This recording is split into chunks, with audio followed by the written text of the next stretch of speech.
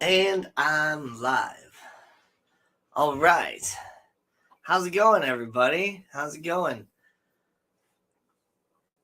I'm not sure if there's any stupid little ad that pops up for anybody or not. Sometimes that happens. Probably not for me because I'm not monetized, but how's it going? We got Adele with collaboration of Curiosities in the house. How's it going? Mr. Gromby is here. We got Brian with Motor City Aquatics. Thank you very much, Brian. Thank you very much. Thank you very much, Pebblin Creek Aquatics. It's good to see you here. How's it going, Sandy? How's it going? Gina's Reef, great to see you too. All right, Mexicali Fish Keeper. Hey. Two-Tang Lore, how you doing? Craig Broderick, calling me Nikki. Richard Reynolds, how's it going? Christopher Medeiros, thank you. Thank you, everybody. It's I never really thought I'd get this high, especially for a low effort, YouTube channel. Cage Aquatics, Keith Henshaw, how's it going? Great to see everybody. So I didn't originally plan on doing my giveaway stream now. That's why there wasn't really a whole lot of build up or advertising for it or anything. I was originally planning to do our standard enter the fishy matrix, with Danny and Fishy Biz Aquatics. Drew is down in Houston. He is down there on business, doing some stuff, and unfortunately, his mother ended up falling and getting. She's in the hospital. She's got some different injuries, and so he's working his way on trying to find a flight back home as soon as possible.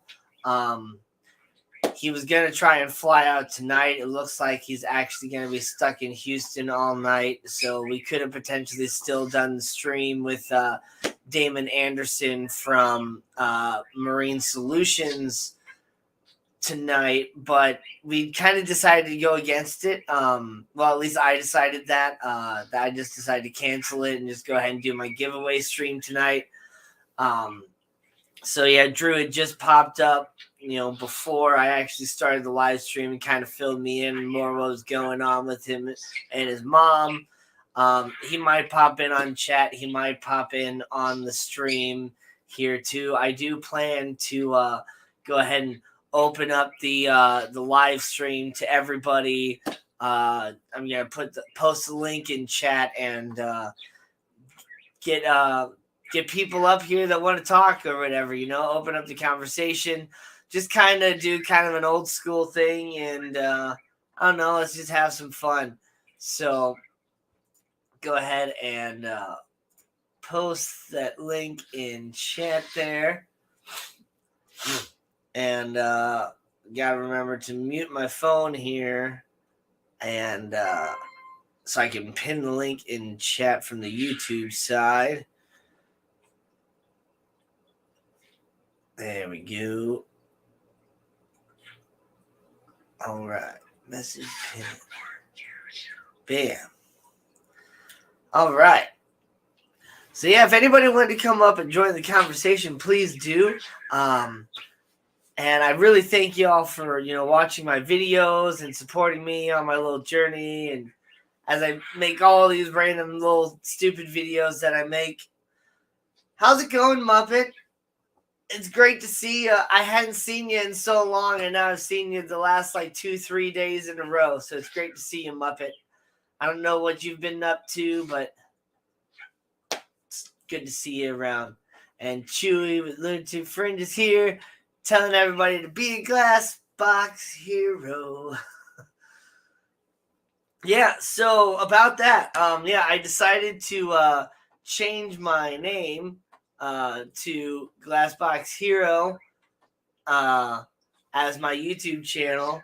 I've been thinking for a long time about like, what to name my channel. I had just been sticking with my name for a long time, and I was kind of thinking about just sticking with my name as a brand, doing like the George Farmer thing or whatever, But then like after I made that song, there was a couple people that just called me Glassbox Hero, and like it felt good when people called me that, It was like people actually watched my video, they enjoyed it, and like it like resonated with them enough to where like I became like the Glassbox Hero or whatever. So I just, it felt right, and other people seem to like it or whatever too. So if I like it and you like it, whatever, hey, it works. Ricky De Hoyas, what's up, man? Patrick Hardy is here. Rockstar. I am not really a rock star, but whatever. Like, so I've been updating my merch. If you go to my channel on YouTube, you can. I believe there's a little link on the top, little cover art up there on the banner on top to go to my merch. I have some new stuff available. It's been having issues of loading. I've been doing a whole lot of updates on things, so I'm not really sure if it's going to like even show you exactly what's going on because of all the different updates that I've been making. So let me kind of show you guys here what I got going on. So we got the let's see here. So we got the Glassbox Hero sticker that you can order. Of course, it's just, my standard like avatar or whatever. I also have Glassbox Hero guitar picks that are not available on the store because my store is through Teespring. And, well, the guitar picks aren't available from Teespring. I had to buy those myself. So if you want to potentially get, one of my guitar picks, my email is now down at the bottom of the screen. It's glassboxhero@gmail.com, and you can get yourself one of them. I made Glassbox Hero tank tops, so you can get yourself one of those. It's got that, and then the back says, if it'll focus, there we go, with that one better on the back. And also made Glassbox Hero pillows. Little, they come in a couple different sizes, but they're your standard like throw pillow. There's a Glassbox Hero symbol on it. And I've been trying to make some updates to my Betafish shirt, making it say like Glassbox Hero on the back instead of my old design. And where is my...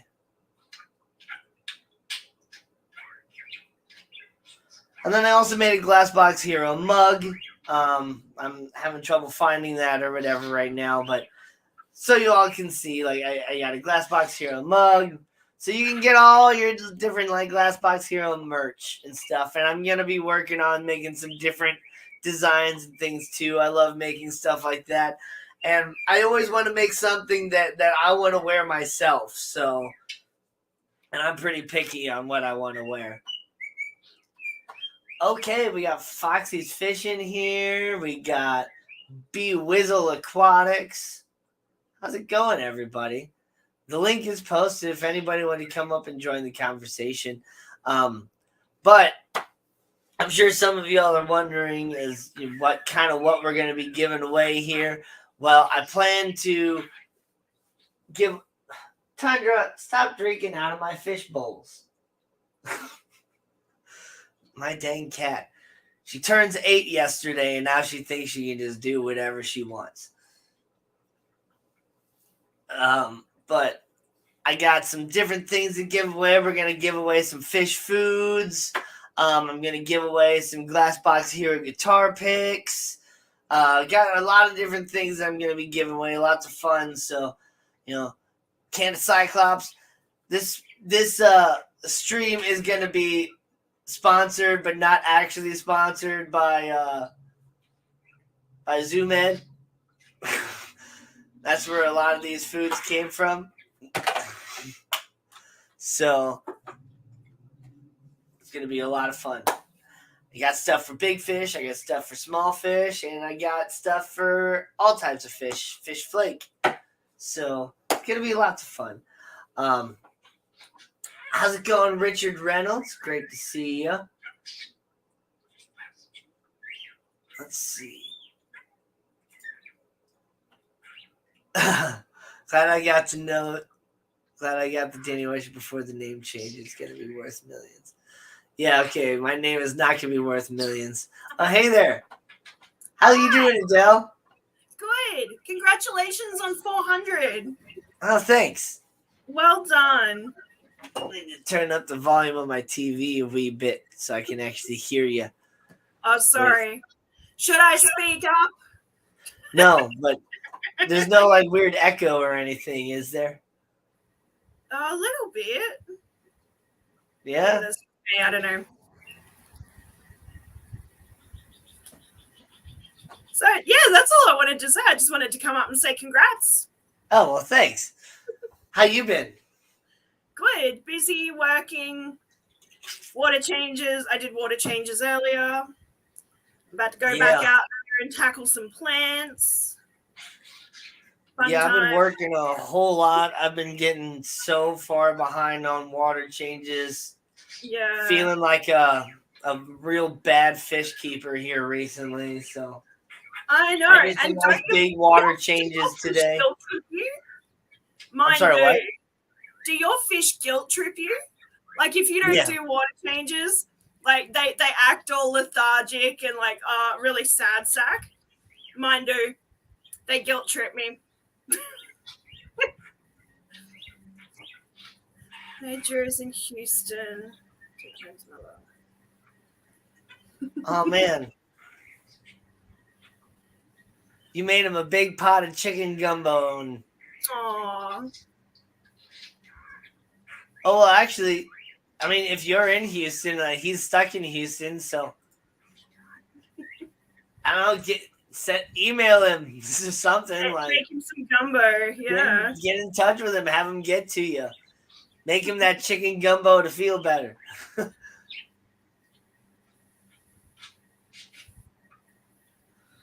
All right. Hello, Pee Weasel. Yeah, my fish have been like, oh man, like, and then my OB peacock behind me. If I can, there we go. He's in the little. He's in the yeah, he's like wasting away. Ooh. And like none of the other fish have any issues, and all the other fish are healthy as can be. He's been eating and all that stuff. Like he got like some sort of parasite or something, but he looks like raggedy. Oh, poor dude. I got to do something. Like I'm not quite sure what to treat him with. So I did that like really, really big water change. I got him kind of, secured off in his little thing. And what's up, Matt, with Liquid Zoo OnlyFins? Not good. Have you tried anything on him so far? Like, I haven't. I just did that like really, really big water change. I haven't like dosed anything yet. I did add some, salt to the tank or whatever, but I like always add salt to the tank when I do a water change because they're the African cichlids. So I kind of keep them a really, really, really light brackish-ish thing. That's really weird. And none of the others are affected, which is the weird part. Yeah. It's just, Thanks, Dave. Good to see you. Too bad you can't stay. Popping in, popping out. Well, I won't keep you. I'm going to jump back down into chat. But yeah, congratulations. Oh, okay. Nice to I'll chat. see you later. Good to see you, and I will see you around. Okay. Bye. All right. Back to me, only me. Well, I can kind of show you guys some other stuff around the house here. Show you guys. Oh, snap. I got myself another Patreon. Christopher Medeiros. Thank you for signing up for my Patreon and supporting me in my channel. Wow. Okay, that's awesome. I wasn't expecting that. So let me I'm gonna drop down.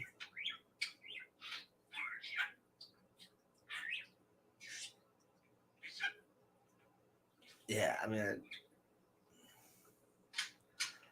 not yet, but in a second here, I'm gonna drop down from my computer and go onto my phone. Okay. Here we go.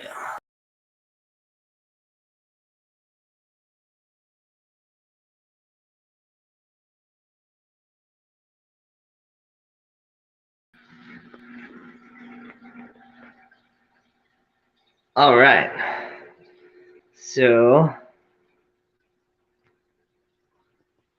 I hope there's no sort of weird echo or anything, because I don't think I didn't mute myself out there, but I removed myself, so it should be good.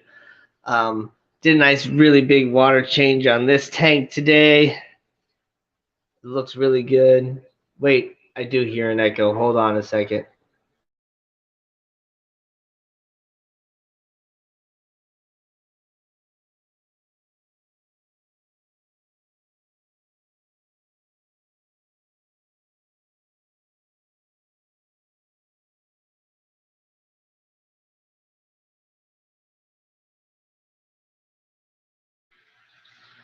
When I could hear myself coming out of my TV, I knew something was wrong.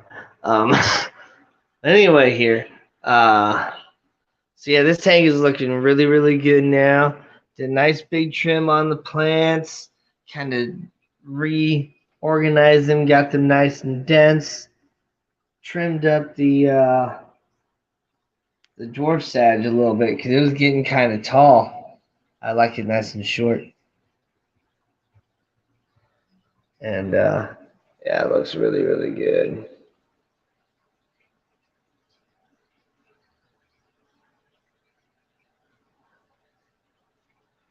And then here is I still haven't added Randall into here, but I kind of trimmed up the pothos that was growing up top because it was going all over like a full canopy. And this is looking good. It's kind of getting different shoots and stuff. The croton I kind of trimmed off the top there so it kind of spread out more. And I'm about to actually add Randall, my golden gecko, into there. Oh, my sister's here. Yeah, there we go. My little niece likes my songs. My nieces love my songs, and it's really funny. They have different names for my songs. Hey, how's it going? So you got Brennan with Misfit Reptiles, and we got Lori the Monster Fish Gal. How's it going? It's really strange hearing myself coming out of my television in my living room, like a half second after I say it. But let's see, where's Mr. Crawdad? There's Mr. Crawdad.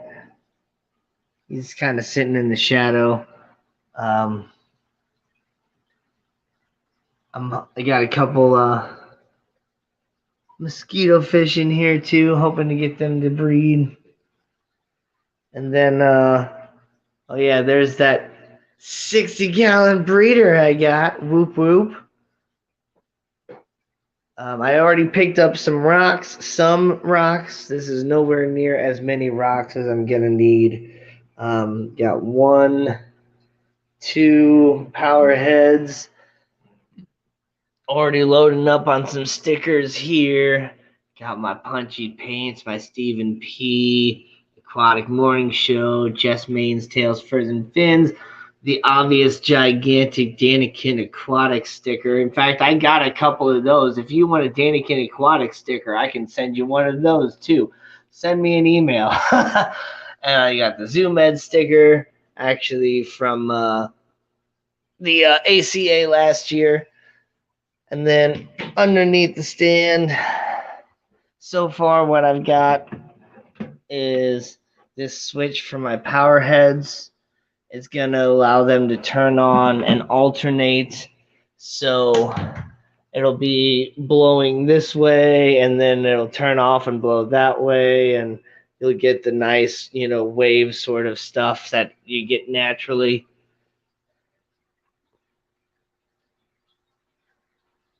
All right, good night, sis. But it's so far there's just 3 big pieces of rock and then a couple little small pieces that I was just stacked all over the place, just kind of messing around. I practiced a little bit, with like building of rocks and stuff in this tank over here, making like my freshwater reef and stuff. But I've covered it all with like plants and everything now. And the crypts are starting to take in from the Maasai auction, and the Rotala in the back has been working. They did rip up a bunch of the new Rotala that I put in, but I don't know, these little cichlids are doing all right. And then there's a nice colorful male down there. But yeah, I've been kind of practicing a little bit with the stacking of the rocks, getting the kind of idea of how I want it to go, and kind of want to have a big one over here and then like kind of another big one here with like a crossing path in the middle. We'll see how it's going to go. Ian with Atkin Nature Aquariums. It's all right, you're late. I haven't even started the giveaway part yet. But yeah, this 60-gallon breeder is a very, very interesting tank because, the 40-gallon breeder is 3 foot long by 18 inches deep, and then it's like 18 inches tall, right? Whereas the 60-gallon breeder is 4 foot long, 18 inches deep, and then it's only like 15 inches tall. So it's actually a little bit shorter than my 40-gallon breeder, but it's going to be great for the saltwater tank. And I'm not going to get like one big like beam light. I'm going to get like 2 different sort of spotlight ones to go over each reef set. And one that'll save me a little bit of money getting 2 smaller lights. It'll save me a little bit of money being a smaller tank too, or the shorter tank as well. And then I should, as the power heads go and I get really, really nice surface agitation and stuff, I should get a really nice sort of flickering effect from the spots versus like the long beam light. So it's going to look really, really sweet. It's going to be fantastic. I'm super excited. But that's kind of what my journey is now, is getting this saltwater tank going. But I kind of want to show you guys something else too. Hold on.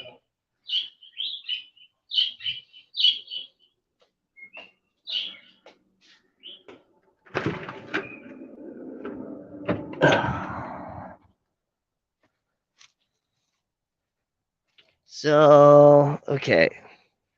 Can't really see anything at all. So I don't even know what I'm going to try and do. It's totally dark out here. But I figured out what's going on with my pond. I'm going to hop off my phone and get back on my computer. Hold on.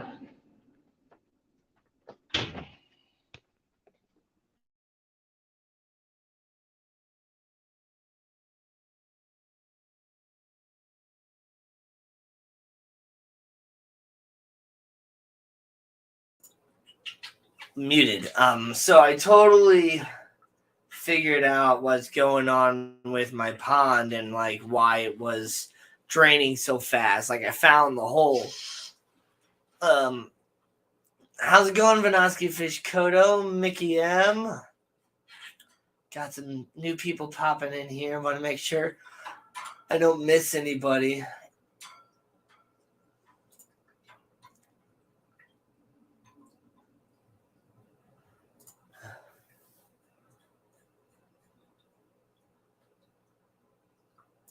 Oh, yeah.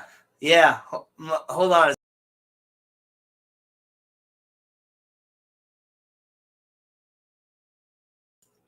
Yeah.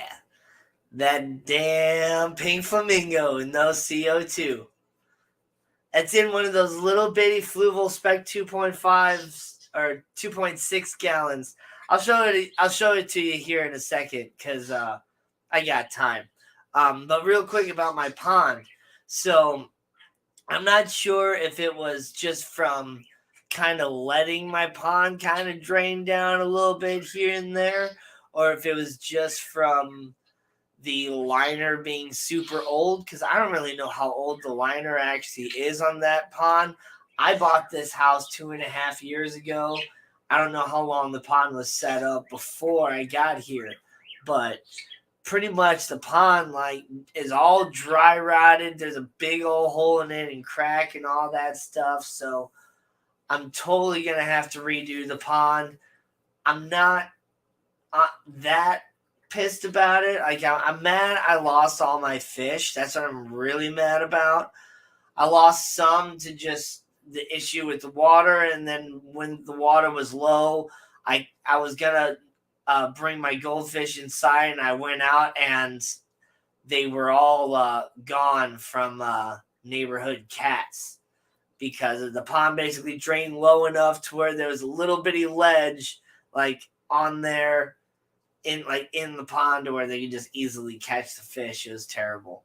But what I plan to do, my sister and my brother-in-law. My brother-in-law has a landscaping company, and one of his upcoming projects with a customer he has is going to involve an excavator.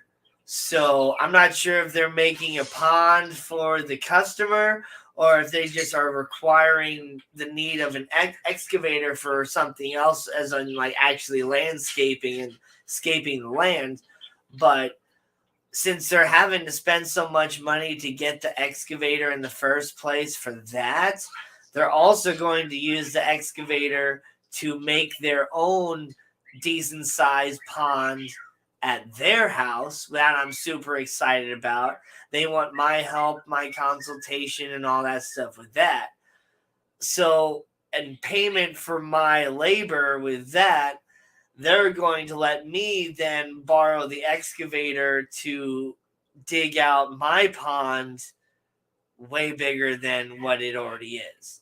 So I'm super excited for that.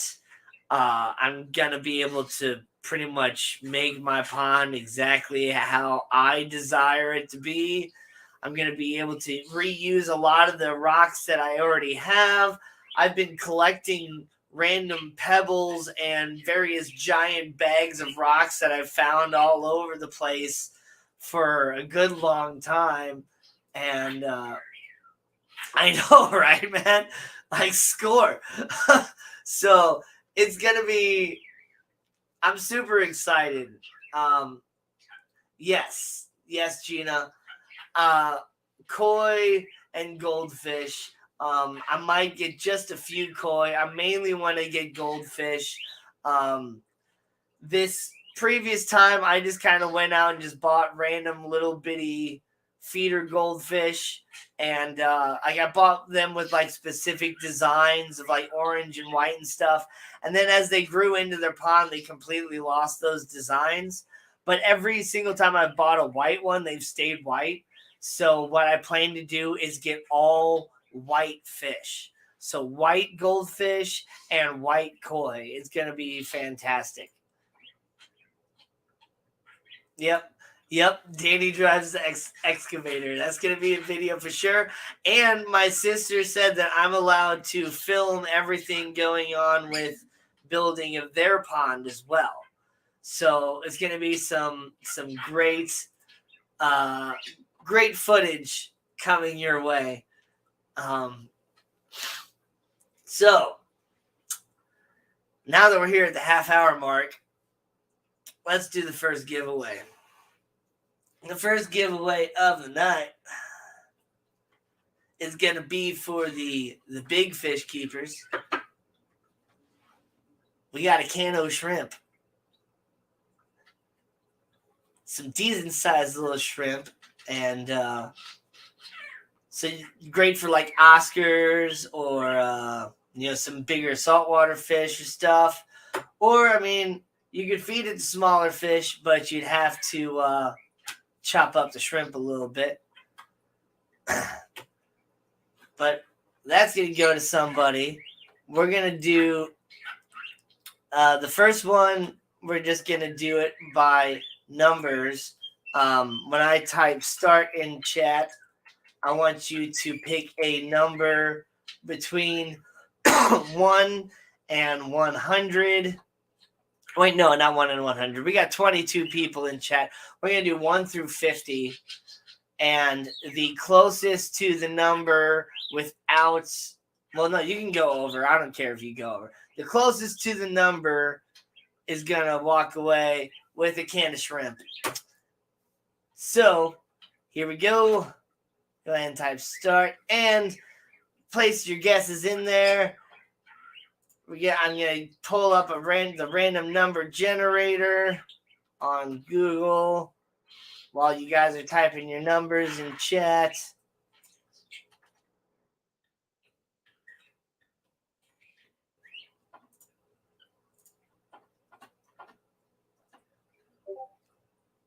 All right.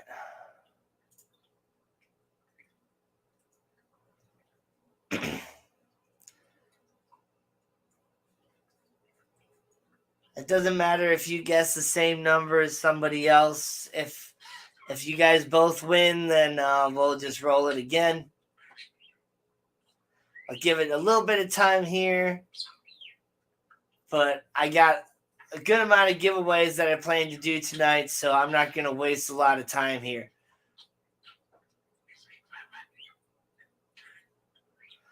Oh, yeah. Some of these giveaways are not going to be good for international, but as far as like when I got some guitar picks and stuff that I'm going to give away, so I can totally send that international. Or, hey, if you're an international winner, if you win and you're an international person, I'll just send you a guitar pick instead of this, and I'll re-roll that to somebody else because I can send that guitar pick anywhere. It fits in a standard envelope, so it's super duper cheap.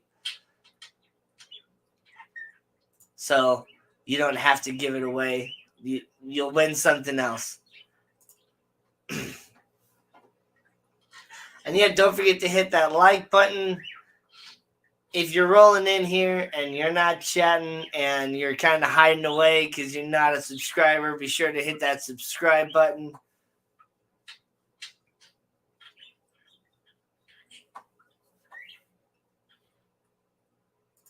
And I'm going to go ahead and say stop. All right. So we got people's numbers in chat. Let me go ahead and share my screen.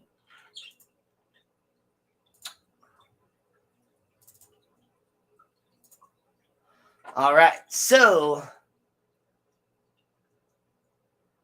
I'm going to pull the generate right now. 41. So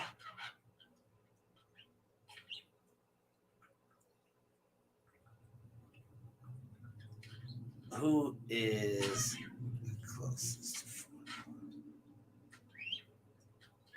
All right, I'm pulling out my phone here to look that way. So we got 45 for 44, 42.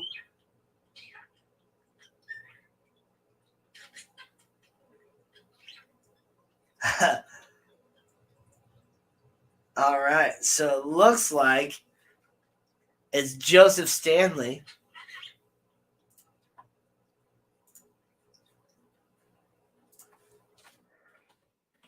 Joseph Stanley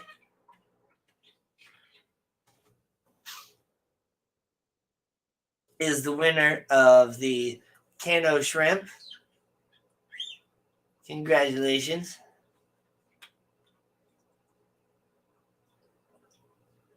Yep, 42 won it. The meaning of life wins. So that's the can of shrimp.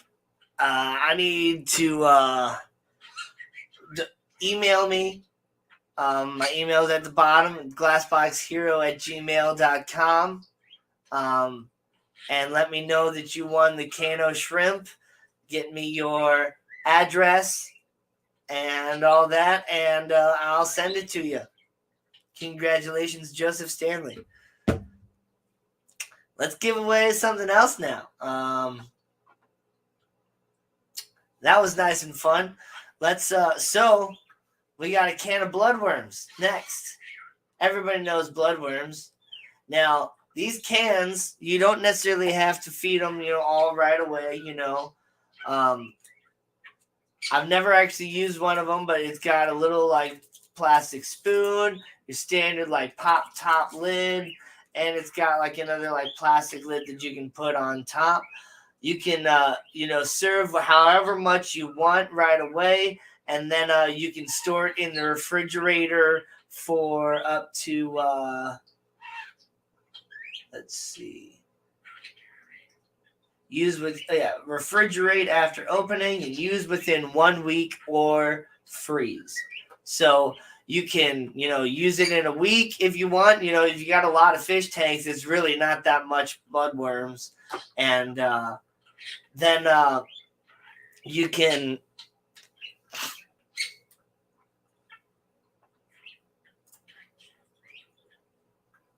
a letter with a big heart on it. Yeah, I know, right, Scott? Once I reach 500, it's going to be awesome. I can't wait for that community tab. And then the 1,000 is where the real giveaway happens, So yeah, what you could also do with these is, if you have one of those like mini ice cube trays, you could pop this open and fill up a couple little ice cube trays and freeze it, and you can make your own little, bloodworm cubes. So that's an idea there. But I'm going to go ahead and type start in chat again, and we're going to pull numbers one more time because that's a nice, fun way to do a giveaway. So go ahead and pop your numbers there in chat, and let's go. Thanks, Only Oscars.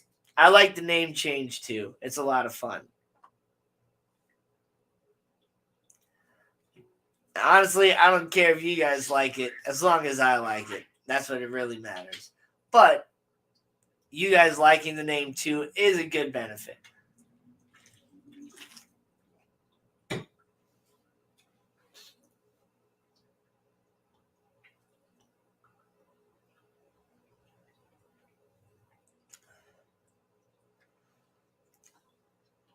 All right. A lot more people are paying attention this time. Say there was barely any reactions when it came to the last giveaway. Or maybe people just didn't want the can of shrimp. I didn't really think about that. Maybe people just didn't want the can of shrimp. They didn't have the big fish. But people like their bloodworms. So,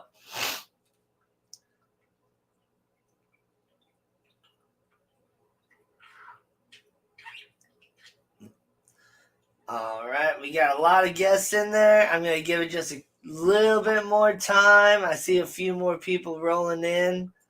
Fishymon, great to see ya. Great to see ya.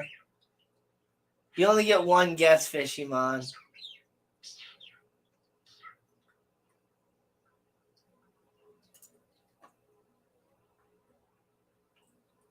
Yeah. Yeah, don't touch the bloodworms.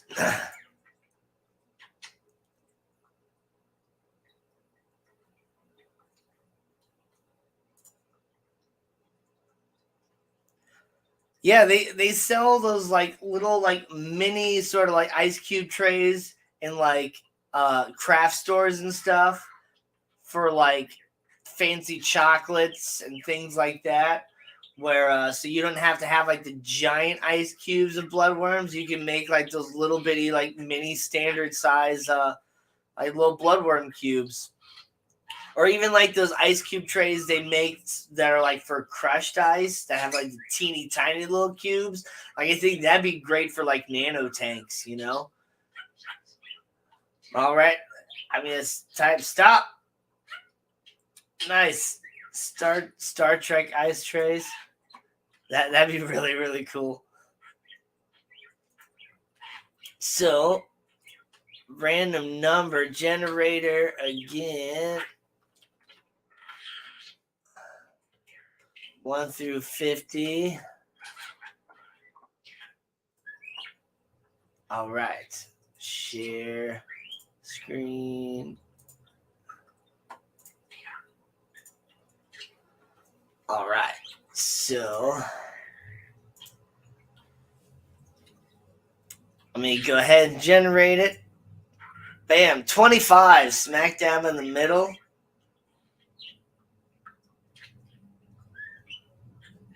Let's see here. I'm going to scroll back up. So, I got 47. Oh, wait. Well, I'm 25, duh. So, we got 23. Another 23.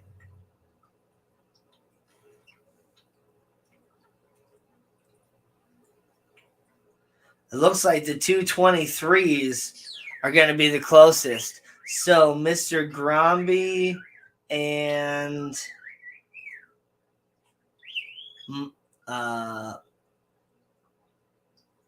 Alishon.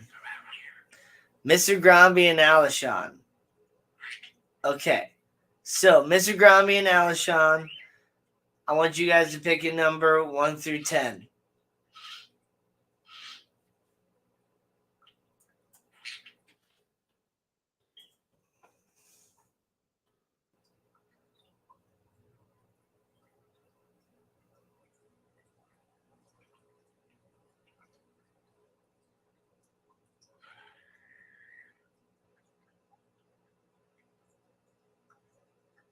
Mr. Gromby picks 5. Alishon picks 6. The number is 6. So it goes to Alishon. All right. Alishon got himself a can of bloodworms. Gonna get me on shipping to Canada. Shouldn't be too bad, though.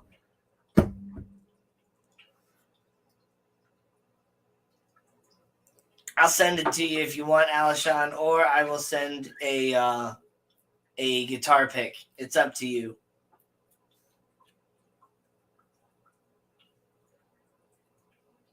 So be sure to contact me at glassboxhero@gmail.com. And then, all right, we're up to 30 people. Let's take a little break from the... Oh, you're in Pennsylvania. I don't know why I thought you were in Canada.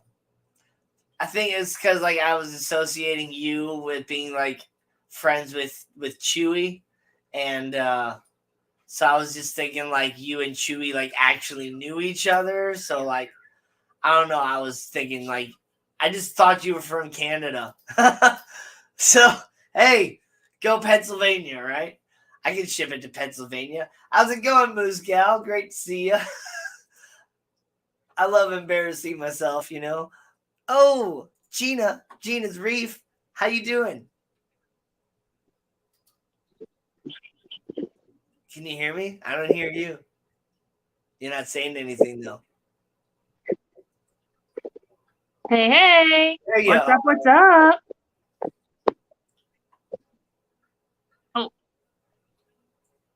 Oh, you got your parrot on your shoulder. I think my mic is. I can Messed hear up. you. Can you hear me? Can you hear me? I don't think you can hear me.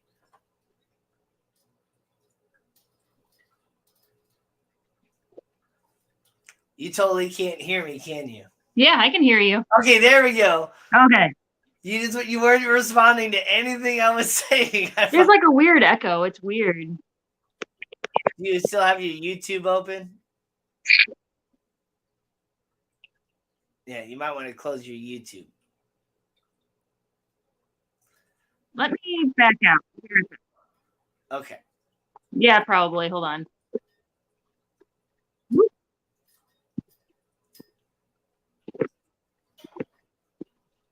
Okay, let's see. Is that better? I mean, I don't hear any echo.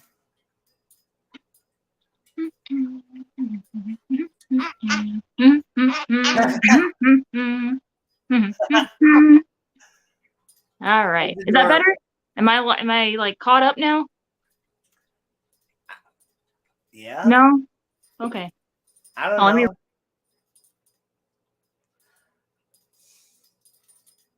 Something was not right with that. Anyway, I'm going to show you guys that tank with the Crips here real quick. Hold on. Let me pull back up from my phone here.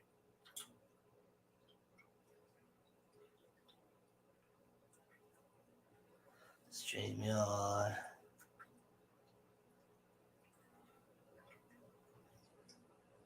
Enter. All right. Be right back.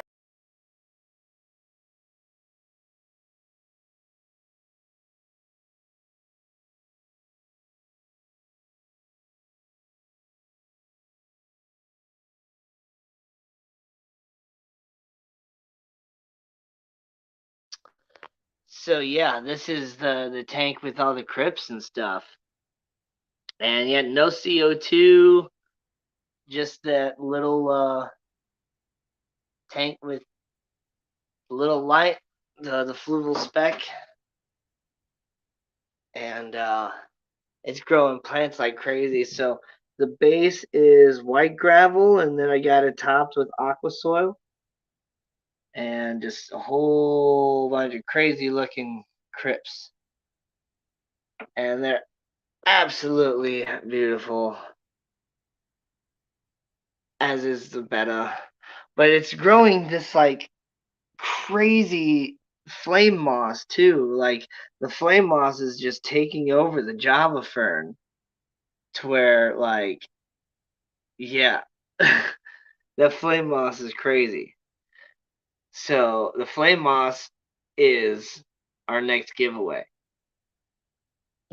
Who wants some flame moss, right?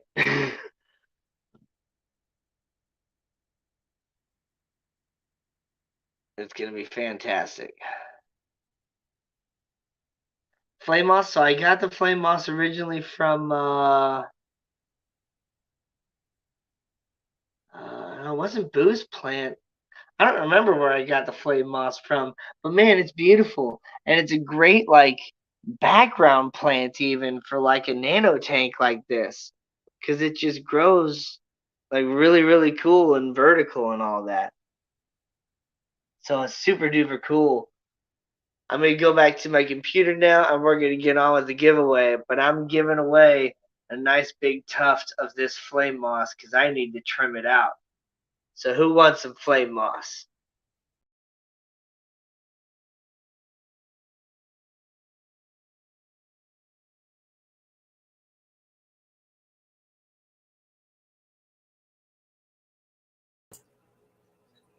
All right. Hopefully I'm back. You sound good. Do I sound? Okay. Am I good on your end? Yeah, you're good. I think it's because I had YouTube up on a separate tab before I actually got into the StreamYard. Yeah. I'm still figuring things out. I'm still new to all this. Yeah. Can't do that. Yeah. But it's great to see you with your little birdie. I've never seen a birdie before. This is Marco. I just freaked her out. Ow. Rude.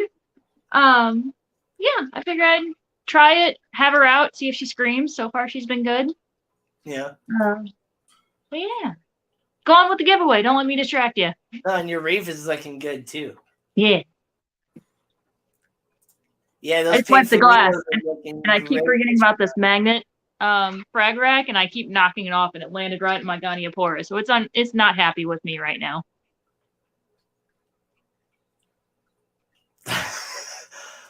Joseph Stanley's like, he wants a flame mosh more than the shrimp food. Yeah. Time for trades. Oh no, you won your giveaway, but you know what, Joseph Stanley, you have a chance to win the flame moss. Everybody in chat, including Gina here, has a chance to win the flame moss. Because you know what, Gina does have a freshwater tank. She's got a little bit of tank. So I do. My Mopani wood has been soaking overnight for 3 days. I've been refreshing the bucket every night, but it's on its third night of getting all the dark tannins out. So yeah, I'll be escaping that soon. Yeah, I could definitely help with making a moss wall and all that. Even like if you had like a drip wall, you could probably put the flame moss on like a drip wall in like a terrarium, and it would probably grow on that like super well. But for the flame moss, we're going to do this giveaway a little bit differently here. We're going to do this one as the Wheel of Misfortune.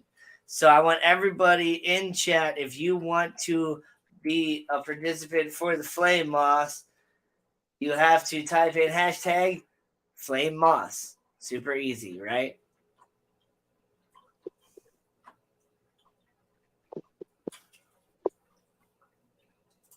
Yes, you did, Lady Diane. And I'm giving away flame moss. So Lady Diane.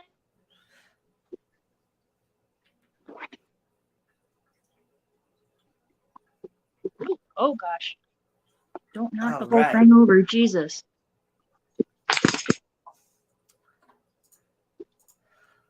Excuse you, Riley. My dog's getting jealous and now being naughty. Oh no. I ate some cheese sticks right before, and she just picked one up and tried to just trot away. Like, that's mine now. No, it's not. Thanks, Alishon. Yeah, that's my name for it, the Wheel of Misfortune. I think Brienne she just calls it the Wheel. And then like Stephen P calls it like the Wheel of Losers or something like that. I like the Wheel of Misfortune. How you doing, Mr. Gromby? Yo, Danny. How'd you like the tacos I made earlier? Did you see them? I did see the tacos. They looked pretty good. Oh my god, dude. I'm stuffed now. Let me turn on my camera. In the same spot, Brennan? That's tight. I put mine right underneath my my Operation Iraqi Freedom flag coming out of my skin, because to remind myself of when I worked with biohazardous material, and I also worked with gamma radiation when I was in Iraq, searching vehicles and all that. It was pretty sweet. But I never turned into the Hulk, unfortunately. I was about to say that. Where's some Hulk powers at? I know, right?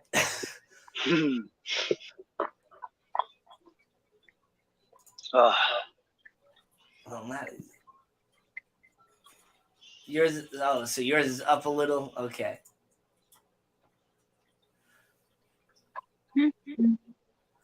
All right, so please re-give to Joe. Okay, there we go. There you go, Mickey M. So Mickey or Mika, I'm not sure how he actually says it. I want to hear him actually say his own name sometime, because some people say Mickey, and I feel like Mickey is just an Americanized version of saying his name. Like it's probably got like a very specific pronunciation, and I want to hear it. But that's just me. I hope His name backwards is Meckham. Well, the M is his last name. Meckham. Yeah.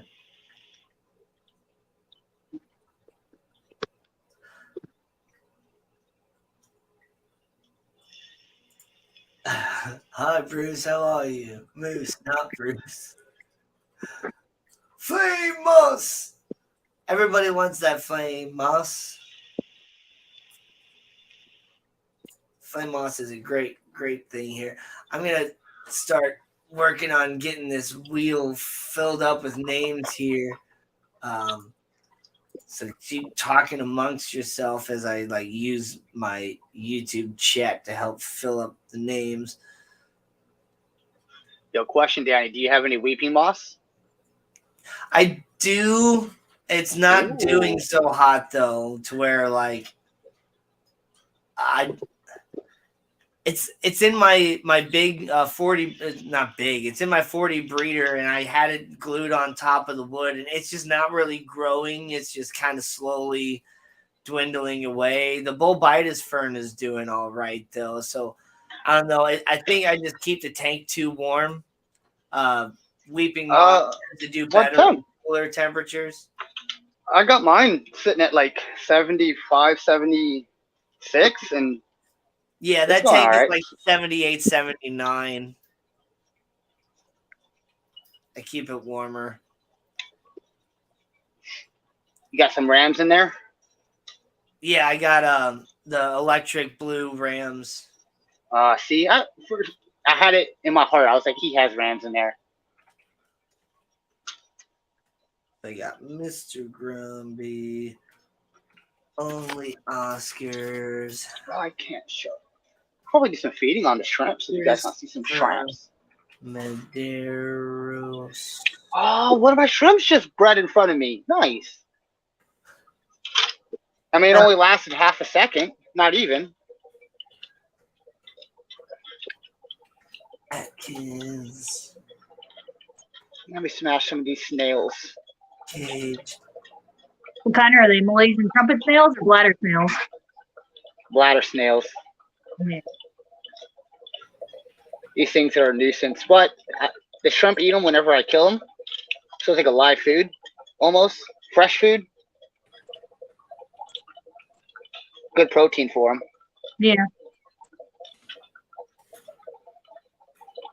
Bruce Robertson. Also, I know probably not the smartest thing to do, but like I'll leave buckets outside. I'll get mosquito larvae in there, and I'll feed them to my fishes all the time. Yep. I thought that was a good idea. I had a bunch of mosquito larvae and like baby tadpoles and stuff in a bucket, and I just went out with a net and scooped some up and fed it to a couple of my different tanks, and then my beta sorority crashed, so I haven't done that since.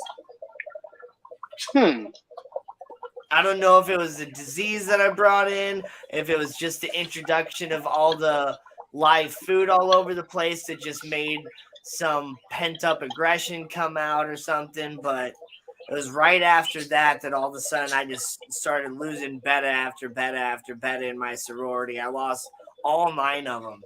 So I was like, oh, no. Yeah. I'm sorry to hear that. Yeah. It could have been an ammonia spike. I don't know. You have to feed a lot of mosquito larvae, though, I'd feel like. Well, you also said tadpoles. That could be.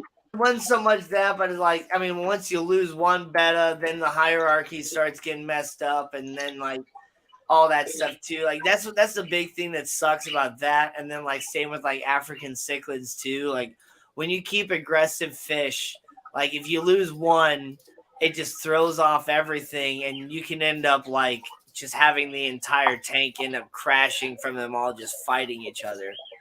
Yeah, I'll we're tank with what is it? Denison barbs and some red and blue Columbia tetras. Anytime I get more red and blue Columbia tetras, I stand there after I release them in the tank, and I'm like, all right, is the mafia okay with this? Are the barbs okay with this? Like ready to pounce any moment to scoop them out in case like war breaks out. Yeah, I'd imagine.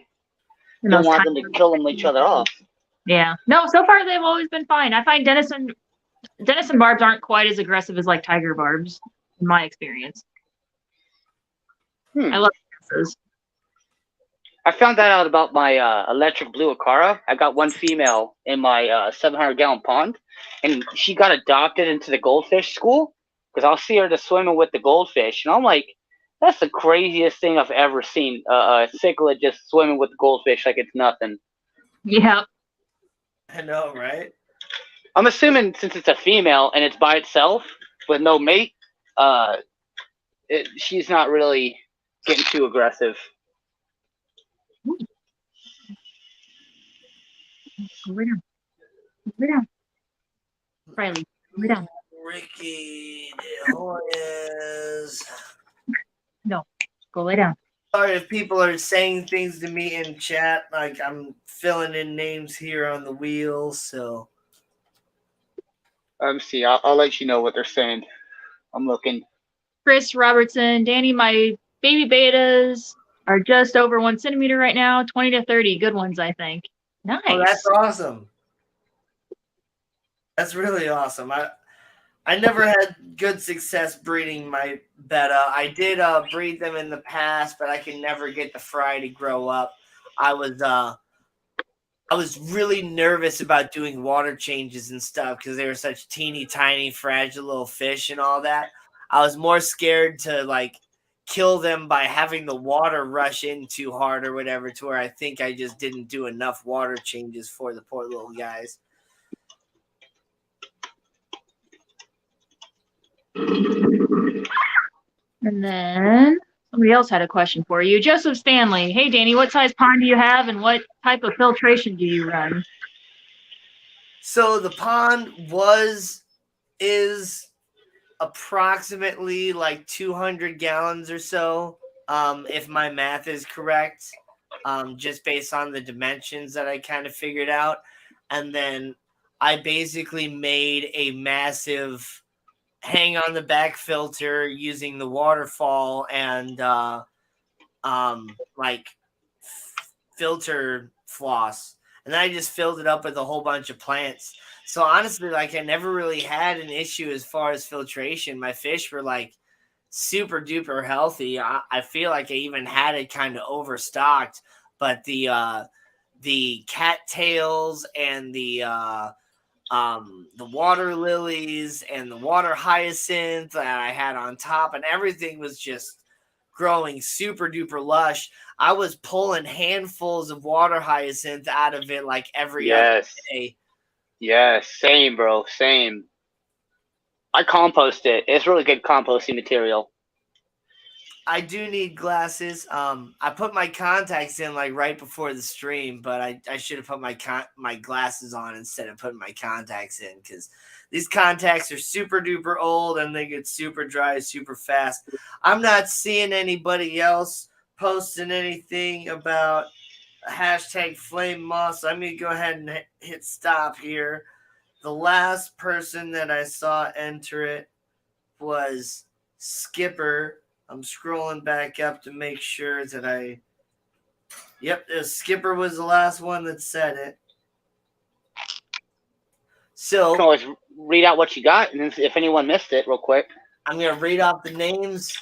I got Mr. Gromby, Only Oscars, Christopher Medeiros, Ian Atkins, Caged Aquatics, Fishymon, Chris Robertson, Liquid Zoo, Joseph Stanley, Select Pet, Dennis Christensen, Tutang Lore, Patrick Hardy, James B., Melissa, Sandy Farrell, Sandy Doty, Alishon, Peplin, Monster Fish Gal, Ricky DeHoyes, Mickey M., Lady Diane, and Skipper. I don't think I was missing anything. Oh, Leah Jet's here. Do you hurry up and do hashtag flame moss? You want in on this flame moss? If you want in on the flame moss giveaway, go ahead and type in hashtag flame moss. I'll let you get in if you want.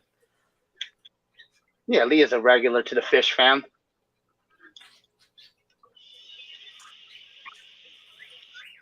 Yeah, I don't know if pseudomcgills are aggressive though. I would like to. No, they're pretty fish. I don't know if they would be aggressive to my shrimps though. Okay. Leah Jet. If anyone's ever had pseudomcgills with shrimp, let me know. It's feeding time. Everybody's freaking out. It's feeding time. All right. Yeah. Yeah. Leah wants in. You gonna feed them? Well, I have an auto feeder, and it's spinning. It's going off. Yeah, look at the little shrimp. Oh yeah. Yeah. Gotta get out of the way. Auto feeder must be nice whenever you go out on vacation. It's so nice because I don't have to think about it. Oh my god. And it's almost like a little cuckoo clock. Like I hear it go off, and I'm like in the morning, and I'm like, oh, it must be 10 o'clock, and then I hear it now. I'm like, oh, it's 9 o'clock. Cool. Without being obnoxious. See, I'm always nervous about auto feeders. Like, Yeah. It would be nice to be able to go on vacation for a week and not worry about And like, not I have need. to tuck things. Yeah.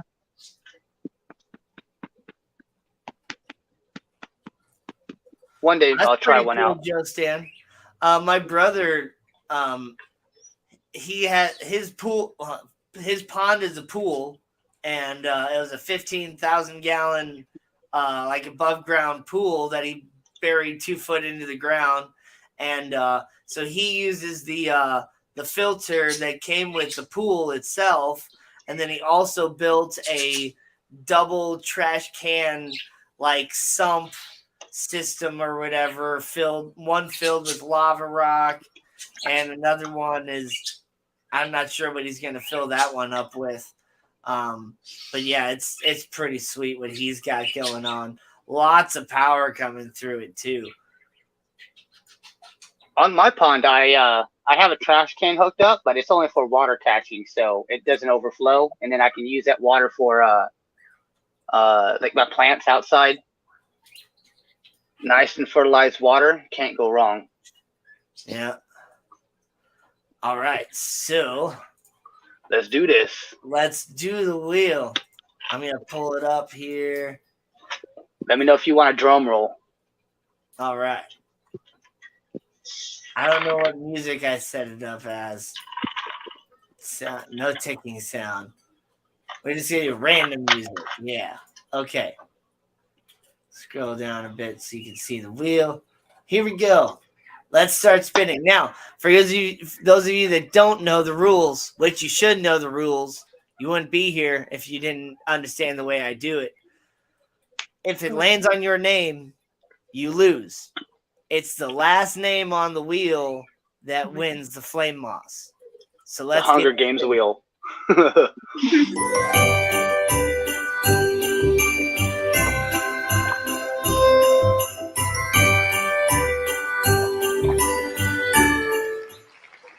Sorry, Skipper.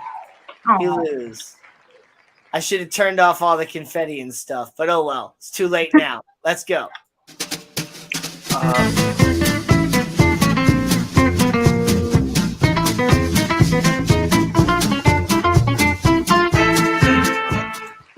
Sorry, Peplin.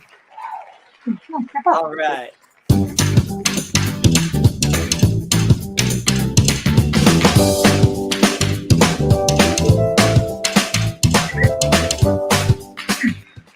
Tutang, I'm sorry. You're out of here.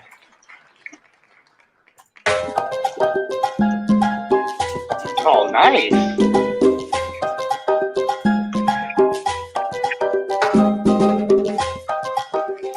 Sorry, select pet. Diego. Go, Diego. No, you did not win.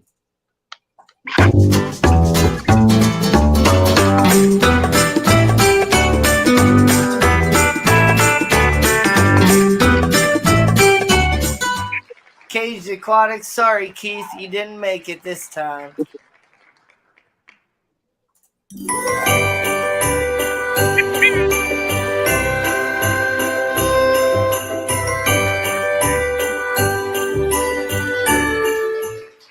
Sorry, Lori, no flame moss for you.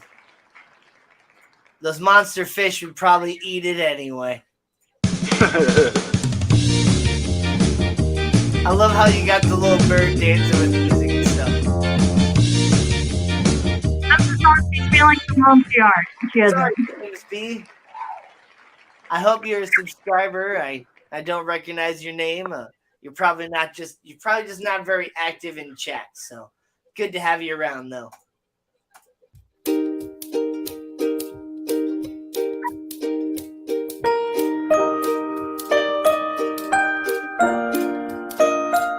Such happy music to kick out Sandy Farrell. Sorry. Or all acquaintance be forgotten.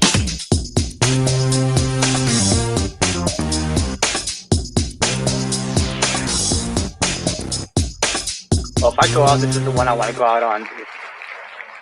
Sorry, only Oscars. You didn't make it. Oh, I was so close to getting actually out.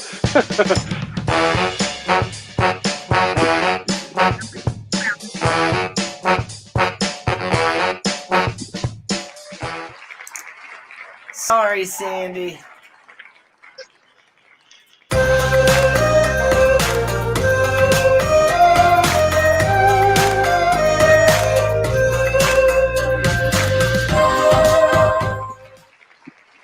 Hey, that's not a bad deal, Diane.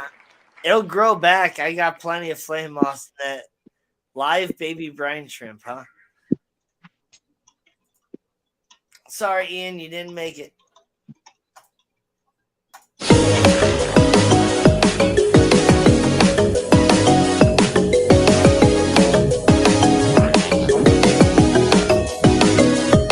Sorry, Joe Stan.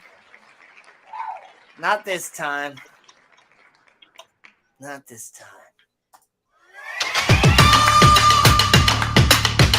Oh, shit.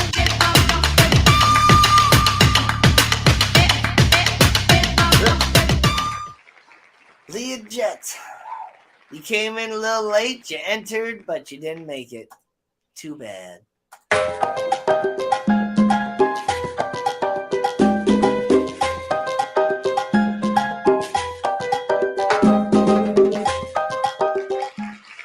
Sorry, Alishon. No double winnings for you either.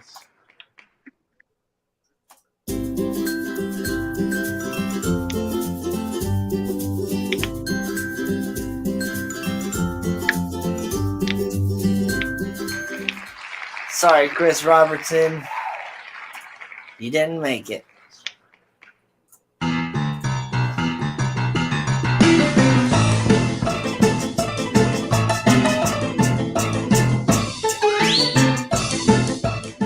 I like that one.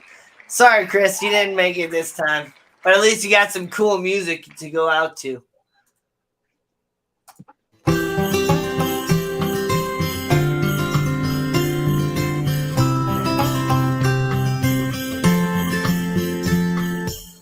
Oh, Dennis Christensen. No flame moss for you. I am sorry.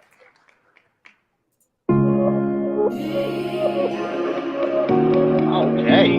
Interesting music. Oh, Diane, I'm sorry. We'll talk about trading. You know, you're local. We can always, bargain and trade a lot of different stuff. So if there's ever anything that I have that you want, just let me know. Yo, I keep getting so close to getting out. Every time.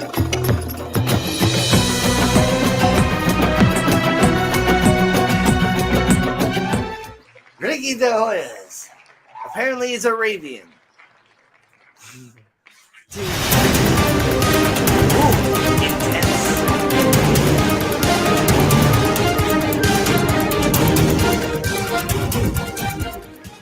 Sorry, Fishymon, the big Fish Fam winner. You got the most intense music to go out on. Honestly. Oh, okay. Okay. Hit it up. Hit it up.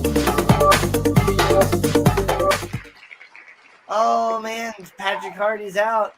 Aw. So that means it's between Matt Liquid Zoo, Melissa, Mika M, and Mr. Gromby.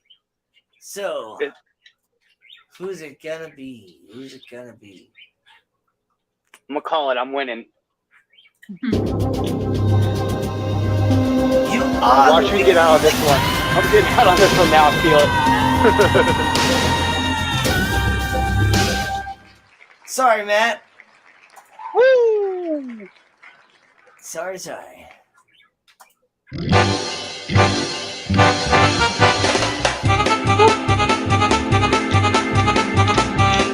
such Mr. Gromby.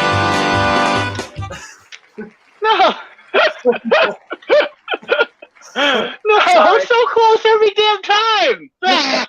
All right. It's between the double M's. Is it Mickham or Melissam? we were the triple M's. We were the triples. The M&M's. Here we go. All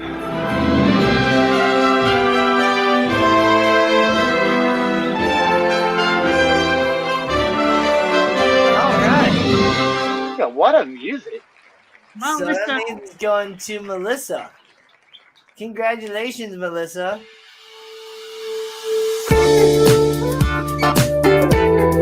Oh, yeah. Let the party jams go. Oh, baby.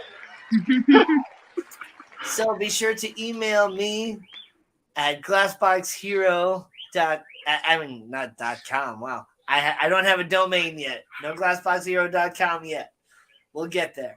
But glassboxhero@gmail.com.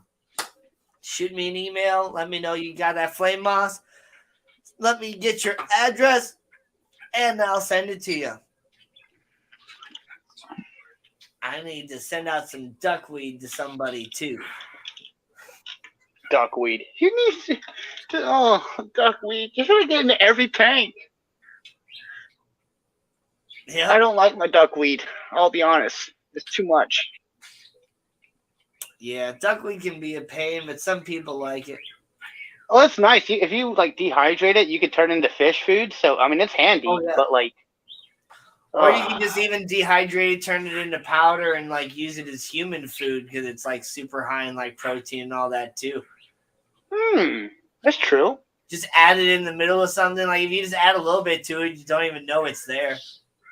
That's true. That's very true. I'm all about my dehydrator. I love it. I can't figure mine out. Maybe I'm just dumb. I don't know. What's going on? Oh, it's a cheap. I already know what the problem is. It's a cheap one. I got it at Aldi like years ago. It's one of those like cylinder ones. Yeah, that's what I have. Mine works so pretty decent. Maybe I just can't figure it out. Does it have like a auto off, or is it just like manually turn it off? No, you plug it in and it's on. Yeah, same. Look at all those shrimp. Look at all those shrimp. Yeah, I got like 600 shrimp in there, bro. It's What is that? Java moss and Monte Carlo? Weeping and Monte Carlo. Weeping moss and Monte Carlo. Okay. Yeah. Look. In mine, and I was actually thinking instead of betas, I was thinking about doing just an all shrimp tank. Yes, do it. I The know. shrimps would love you. I've heard from customers that shrimps are, if you have them in with fish, they're very elusive and you don't hardly see them. But if it's a shrimp only tank, I've heard that they're just so much more exploratory and much more fun to watch. Bristle noses, they don't seem to mind too much. Mine's only like a tell. gallon tank, so. Yeah. I don't know how it would be if I threw in some guppies or my killifish would eat them. I've seen them; they're assholes. I'll throw my coals into the killie tank, and then I'll learn don't do that because they were like, I'd see like shrimp bodies everywhere. I was like, no. I believe those are cherry shrimp, Joe Stan, like red cherry. Yeah. Right? They're not orange; they're red. Yeah, they're red cherries. Yeah. And those albino bristlenose? Those are lemon drop blue eyes. Oh, the lemon blue eyes, yeah. The plecos that have a name like a Yu-Gi-Oh character. Yeah, honestly, that's part of the reason why I got them. And I really wanted bristles. I think they're really cute. They're my favorites. I had an albino in my 55 when it was up. I had him for like 6 or 7 years. Hmm. He actually turned slightly yellow, so I named him Cheese. Nice. Yeah. I got lucky with my bristles. Like I ordered 3 of them, right? And one of them just disappeared. Still have no clue where the hell it went to. But the 2 that I had left bred, and they bred at like a really early age. They were only like 2 inches big. And I mean, you see, those are babies that you see now. Right. The parents like to hide. They're always hiding until like the light turns off, and then I see them like on the glass and doing what they like to do. Yeah. Yeah, I like the blue-eyed plecos. I was telling Danny and Biz at the auction that if I set up a big freshwater tank again, I'll either do the red factor or the blue-eyed bristle nose. Those are really pretty. Yeah. Plus, they don't get big, which I like. I don't like big fish, to be honest with you. Yeah. They take too much time, like too much space. I don't have tanks big enough. The biggest tank I have is my 55, but I got like a 700-gallon pond. But it would have to be a subtropical fish, which ain't too bad to find. But, too much work. I like the goldfish in there, perfect size. Yeah, Lady Diane has some really awesome yellow shrimp. The 24-karat gold shrimp. They're beautiful. Yeah. They're like yellow, and then they have like that yellow like stripe down their back too. That's like even brighter yellow. Yeah. Oh yeah, see they look much more red when you went up close. Yeah, I figured that I could probably go in for a little bit of a zoom. Cute. My goodness. Oh my god, there's just a pile of them. Yeah.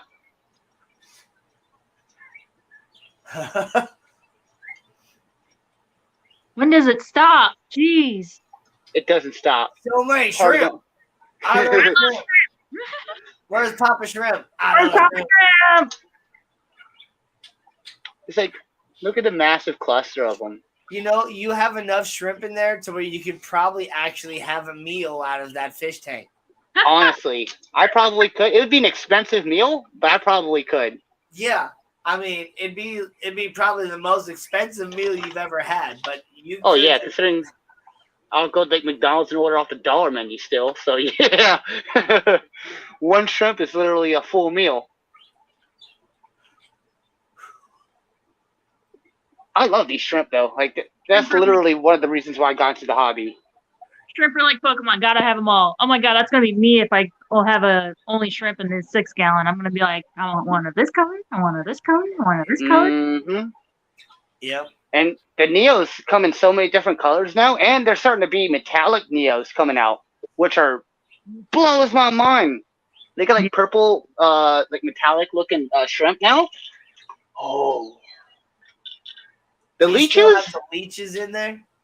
I haven't seen them for a while. I've been trying to pick at them every time I see them, and maybe they're just regrouping.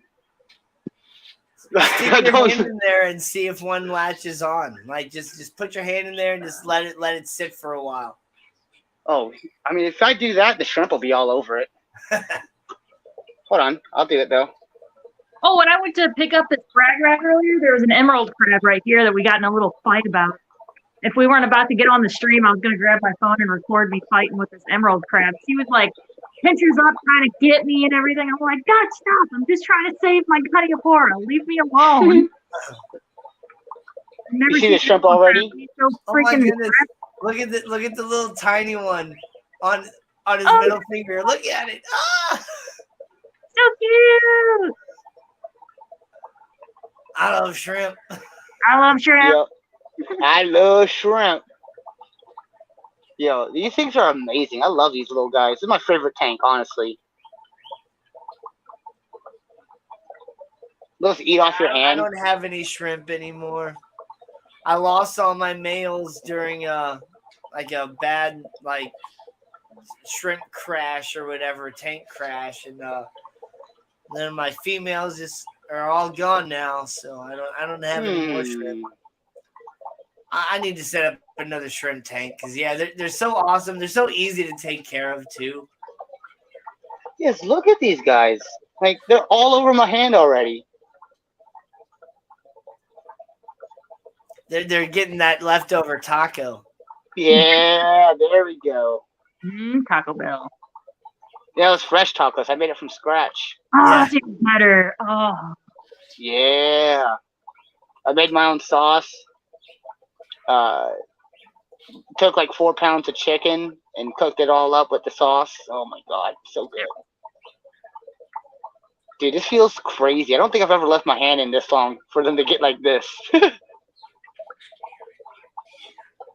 I got like 50 shrimp on my hand right now. yeah, no joke. You're so cute.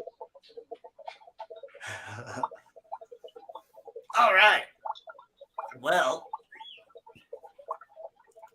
let's do another giveaway. Giveaway. Can you just put me in so I don't have to take my hand out? Spirulina 20. Fish food flake. I don't feed my fish flakes, or else I wouldn't be using these. Nice spirulina-based flake. Great for all sorts of fish, from African cichlids to your platies to whatever sort of fish you want to feed them. Spirulina is great food for everything. And there's much more than spirulina in there. It's got a nice full balance. Diet, 45% crude protein, 3% fiber, 4% fat, 8% moisture. Moisture. Yep, it's got good stuff in there. Yeah, fresh and salt water. Fish meal, spirulina, wheat, dried krill, shrimp, plankton, lots of good stuff. Yeah, for freshwater and saltwater. Saltwater angels really like it. It helps bring out a lot of their colors. Saltwater angels, tangs. Yeah. We're going to do, we got 26, 25, whatever people in chat. We're going to do the numbers 1 through 50 again. Random number generator. I'm going to go ahead and type start in chat, and then you can put in your number. And whoever's closest wins. I don't care about if you go over or under. No Price is Right rules in this place. And I'm gonna go with Michael Jordan again, 23. Can I just be manually added to that? Yeah, Gromby Okay. 23. So your sticker came in, but then you just got a new logo, so now I need another sticker. Yep. I know, I kind of felt bad about that too. It's like, here goes Gina just bought all my stuff, and then I go and change it. I got plenty of space. It's fine. But you put me on a water bottle, huh? I'm probably gonna put my sticker on my my coffee mug here. I figured it was free advertising at work, but now I'm about to change jobs where there's not going to be as much foot traffic, but still, like you and Biz advertising. Oh, nice. Yeah. So Gina accepted the job out at Marine Solutions. I did. Nice. You actually manage, right? Yeah, he actually, first thing he asked me was, what do you think I'm hiring for? And I'm like, oh, it's just maintenance and just another hand in the store. He's like, I'm actually looking for a store manager. And I'm like, oh, well, I've done it at Petco 3 times running the whole store. So, wow, why not? Yeah. Yeah, I'm excited. Yeah, hell yeah. I would clap my hands, but I only got one at free. You can snap. Oh, don't lie to us, Grumpy. You know none of your hands are free. You're using the other one for 30 cents. I knew where that was going, Danny. God damn it! I'm so Don't make me excited. laugh. This strip are gonna be trying to jump off. So yeah, I don't have a day off. Tomorrow's my only day off for the next 2 weeks. Actually, all my days off from Petco, I'm going up to start my training. Excellent. I mean, that sucks. That's a lot of work, but it's great that you're getting started. It'll be fun. Dan Doing said something that you we're enjoy. gonna see you, but we just got to get Diane into saltwater, and then she can go to Marine Solutions. But hey, Marine Solutions is going to get a bunch of freshwater stuff too, and now Gina's going to be a great person to help them get started into all that. So Yeah, I was gonna say, hopefully, if I really meld in well and be a part of the team, I can start taking over more responsibilities from the store, and Damon can hopefully start getting the freshwater rolling. yeah, Yeah, because that's what's been the real holdup is he's been so busy keeping the store running Yep. and doing all of his maintenance business and all that other stuff too, to where he said he hasn't had a day off in like years. Yeah. He said, I'm just tired of working 7 days a week. And I'm like, no, I get it. I get it. I know he said that last year, Diane, but I mean, with everything going on, like stuff is not easy right now. I do remember him saying that when we were up there shooting that video, is that he got all that equipment like 2 years ago and then COVID hit. And that really put brakes on it. So Yep. Hopefully we'll get rolling. Hopefully in the next year.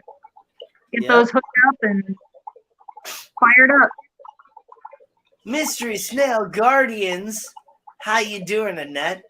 Great to see you. Yo, Mystery. How do you like the shrimp hand? It's my shrimp glove. Well, Lady Diane, I'll see you at the club meetings. Yeah. We talked about that. The club meetings. The club meetings. Maasai club meetings. Or the auctions or the swaps or whatever. We can see each other up there. Don't forget to get those numbers in. We got just like 30 seconds left. And then I'm going to roll the random number generator.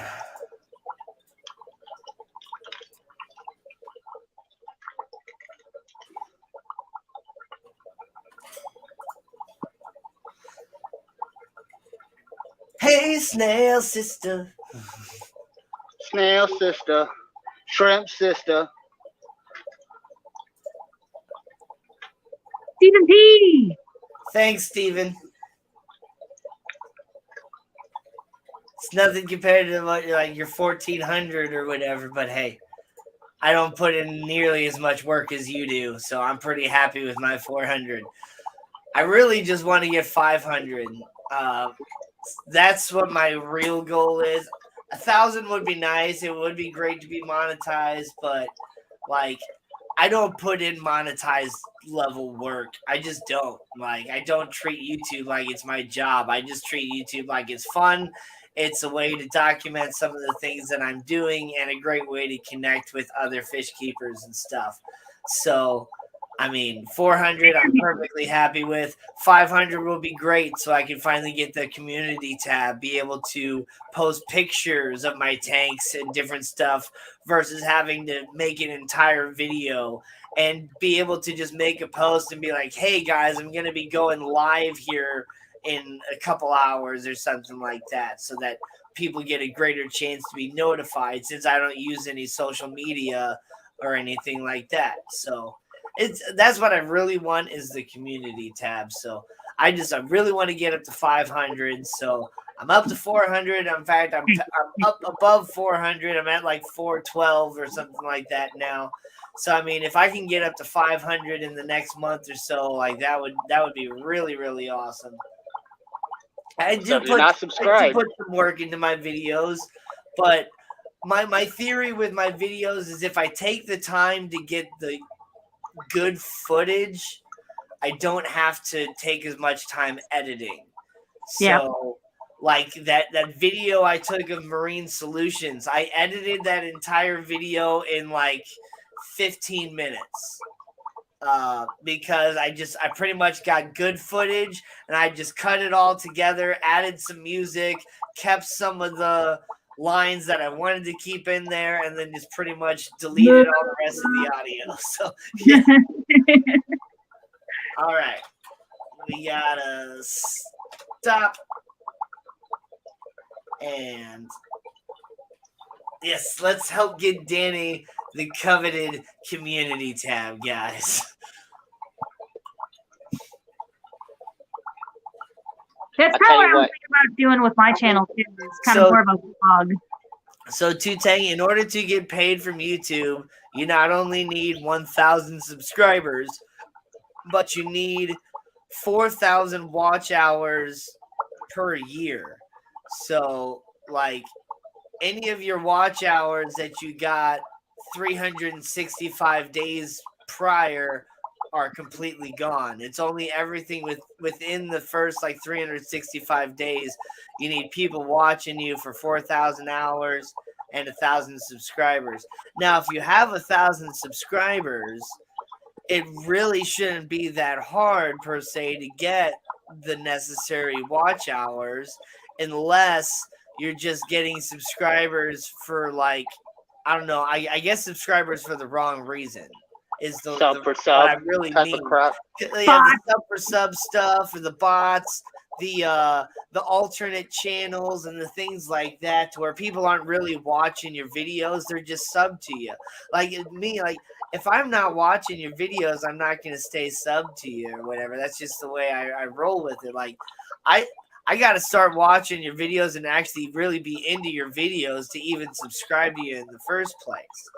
I don't really do that sub for sub thing, like, and I've lost some subs that way too. You know, where like, you know, you go into those like the up sub live streams or whatever, and they're like, you know, oh, I'll sub to you and you sub to me, and it's like, you can sub to me if you want, but I'm not subbing to you just because of whatever reason. Like, so then they end up like unsubbing me a couple days later or something like that because I didn't subscribe to them. So whatever, I don't care about that. Those people anyway. Those aren't the subscribers that I want. I want people that are actually watching my videos and engaging and all that stuff. Dude, my hand feels so weird right now. All right. Your hand is gonna be so smooth when you get it out of that tank. I mean, pull Baby up smooth. the Hopefully the shrimp bring me good luck. phone because it's easier to view it that way. Because it highlights the stuff better. All right, so random number generator. Share it on my screen. Here we go. And I'm going to pull it 3, 2, 1, go. 9. 9. 9. 999. All right, so Sandy Farrell is in the lead with an 8. I'm scrolling down. Oh, I see a 9 by Ricky De Hoyos. Anybody else All right. with a 9? Anybody These else? shrimp didn't give me good luck. I'm pulling it out now. Wow, I really didn't see that. I saw a whole lot more numbers, I thought, than that. I guess it just looks like a whole lot more on the StreamYard side than it does from the YouTube side. Just the way it jumps. But let me scroll back up from so 8, 4, 44, 9, 2, Ricky De Hoyos with 9. It's the same chat on StreamYard. So, Ricky De Hoyos. Oh, thank you, Vibes. You are the lucky winner of the Spirulina Flake. So make sure to send me that email to glassboxhero@gmail.com. And Yeah, you're not lying on my hand. On the Spirulina Flake and shoot me your address, and I'll get it to you as soon as possible. I had a snail get on me somehow. What? Aw. Random snail surfer. Yo, honestly. That's awesome, Ricky. Hey, you know, you always never win until you finally do, and then you're a winner. All you have to do is win once, and you're a winner. So that's all that matters. You can lose 1,000 times, but as long as you win once, you're a winner. Yeah, I have terrible luck. My fiance is the one who's got all the luck. I have terrible luck. How That's true. That's true. He met you, right? are you asking, Tutang? Are you asking how to feed your Daphnia, and are you asking? How do you actually feed the Daphnia, or how do you feed the Daphnia to your fish? I clarify the question. And in Two Tang is asking, how do I feel my Daphnia? Yeah. Unless you're trying to feel it like my shrimps.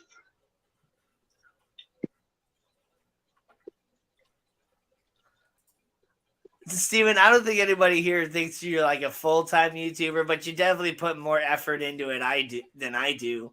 Gosh, you put like 10 hours into making a short. I put 10 seconds into making a short.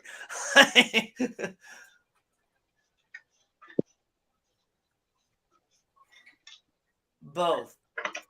Yeah, I need to start. So Daphnia feed off of green water. So you need to get green water, and then your Daphnia will feed off of that. So then you don't have to worry about that.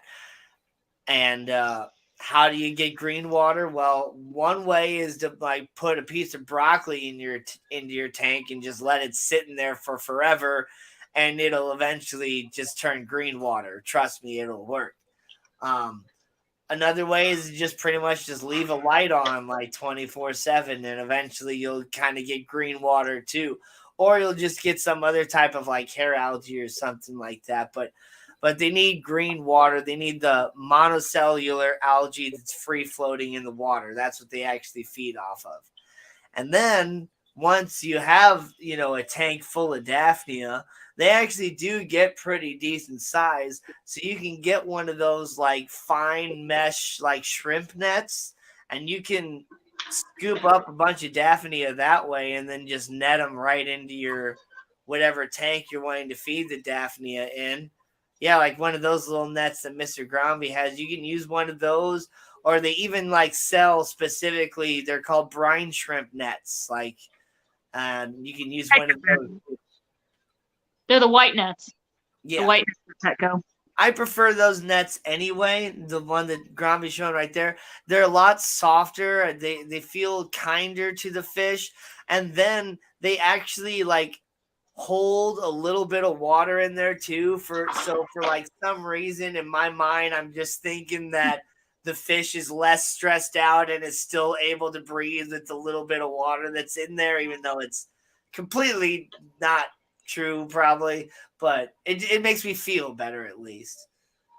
I've heard it's less abrasive on their slime coat. You're not rubbing your whole slime coat off and everything. That's the main thing, is that it's not messing their slime coat up as much. But I feel like it's easier to catch fish in the other ones because fish don't see the net as easily. Also cuts through the water better. Yeah, that too. I used to always try to catch the ghost shrimp with that shrimp net, and I just finally gave up after a while. I was like, no, versus like catching 1 or 2 at a time versus being able to scoop up like 5 or 6 at a time. Yeah.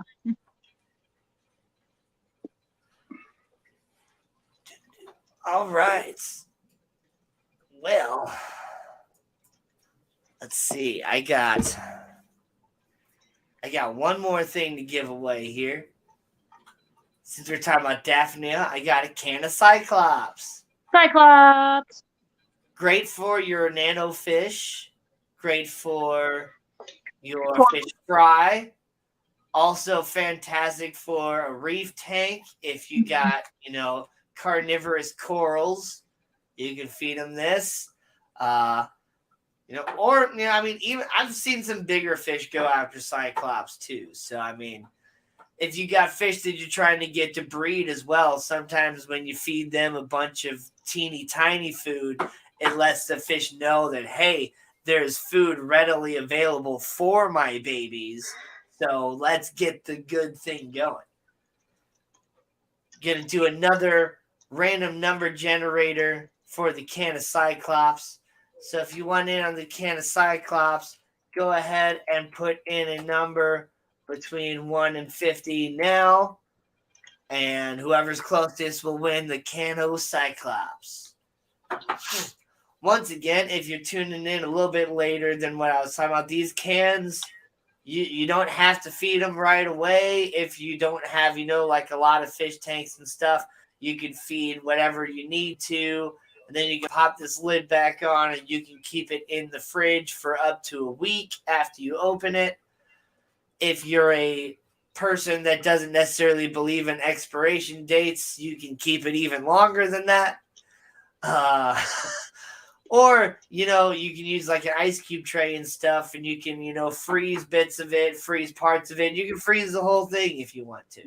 I was gonna say you could probably take like a sandwich bag and make a sheet, and then that way you can break off however much you want. Yeah, you could make like a sheet out of it and just break off the desired pieces that you want that way too, like they do with the big old sheets of the brine shrimp and stuff.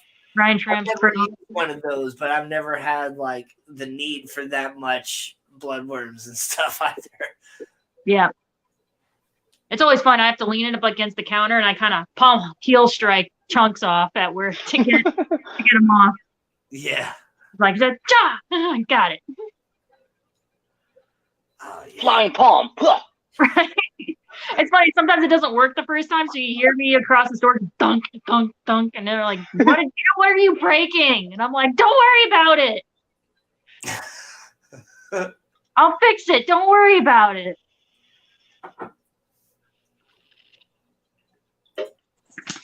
Hey, there you go. That's pretty smart, Diane. I don't want to see Diane's freezer now. I feel like it's going to be filled with a bunch of like different frozen foods in like little sections. I have a bag of mice in my freezer. It's fine. Yeah. That's fair. Good old frozen mice. Luckily, they don't care. No. That's exactly what it is. Her freezer is just like a little sectioned off piece with, here's my baby brine shrimp sheets, and here's my bloodworm sheets, and here's my herbaceous sheets. That's great. I mean, hey, you gotta do that sometimes, right? I gotta get back and see Diane's fish room again. It's been a while since I've been over to Diane's house, and man, she just keeps adding more and more to it. Now, she did have a bad like ammonia spike in her water system like a few weeks back, I think, and she had a good amount of die off somewhere in some of her tanks, but she did get it all sorted out. But man, she's got some incredible aquascapes, really, really nice work, and she'll tell me about some of her guppies that she's breeding. So maybe I'll get some of her. I'll get some guppies from her for my little section. Yeah, get some guppies and some of those shrimp. But man, she's just got all the time to just devote into her fish tanks too. So they just look absolutely amazing. Hi, Fishbrella. There's like not a spot of algae in any of her tanks, unless she wants it there. Fishbrella Corporation. Dino does Minecraft. Or Dino does Minecraft. It was the garden hose. Don't use the garden hose. Yes. No. Yes. So, for those of you that don't know, you cannot use any old cheap garden hose that you buy.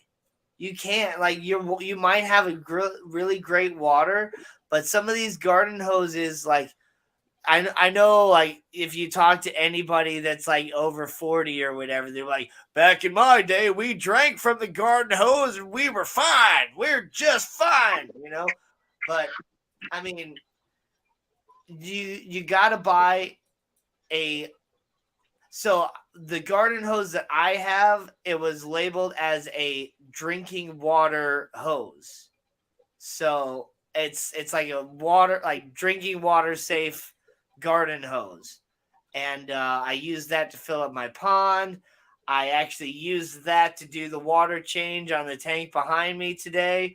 So I just pretty much drained the water right out my front door and then just filled it up from my back door using my garden hose and just like pretty much looped it right into the tank and filled it up. So yeah, you can't just use any old garden hose. They got stuff in there to like keep it from from like dry rotting and other sorts of things and anti-kink stuff and all these other things in there to where like it's not good for your fish. So I did not know this. It's the first I'm hearing about this. I've been using my water hose to fill up my pond. I'll get like 40 buckets out there and it's like fill them all up, let them sit for 24 hours, and then chuck the water into the pond. Dino. Well, maybe not 40. So That's everybody's crazy. putting random numbers in chat because I'm going to run a random number generator. If you didn't read the title of the stream and look at the thumbnail, we're having a giveaway stream, and I'm giving away this can of Cyclops. I'm not sure if you're just here because of a live stream or if you like fish or not, but it is a great fish food, and that's what we're giving away. So if you want to put in a number between 1 and 50, I'm getting ready to type in stop, and then I'm going to roll that random number generator, and whoever's closest is going to win that can of Cyclops.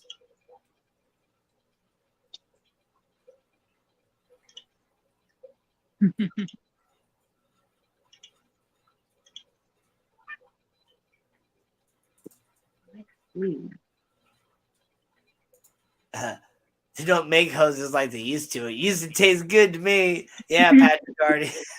And then you couldn't taste anymore because of COVID. Solves all the problems. Dog wants in. Hold on. Alpine N55. Jennifer Weaver. Hey, how you doing, sweetheart? Great to see you here.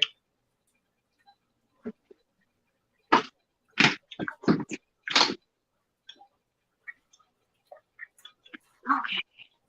It doesn't matter if you guess the same thing as somebody else. I'll go with 43 since you said somebody else did 42 and you want to change your number. But if two people both win and they got the same number, then I just roll it again with different numbers. So.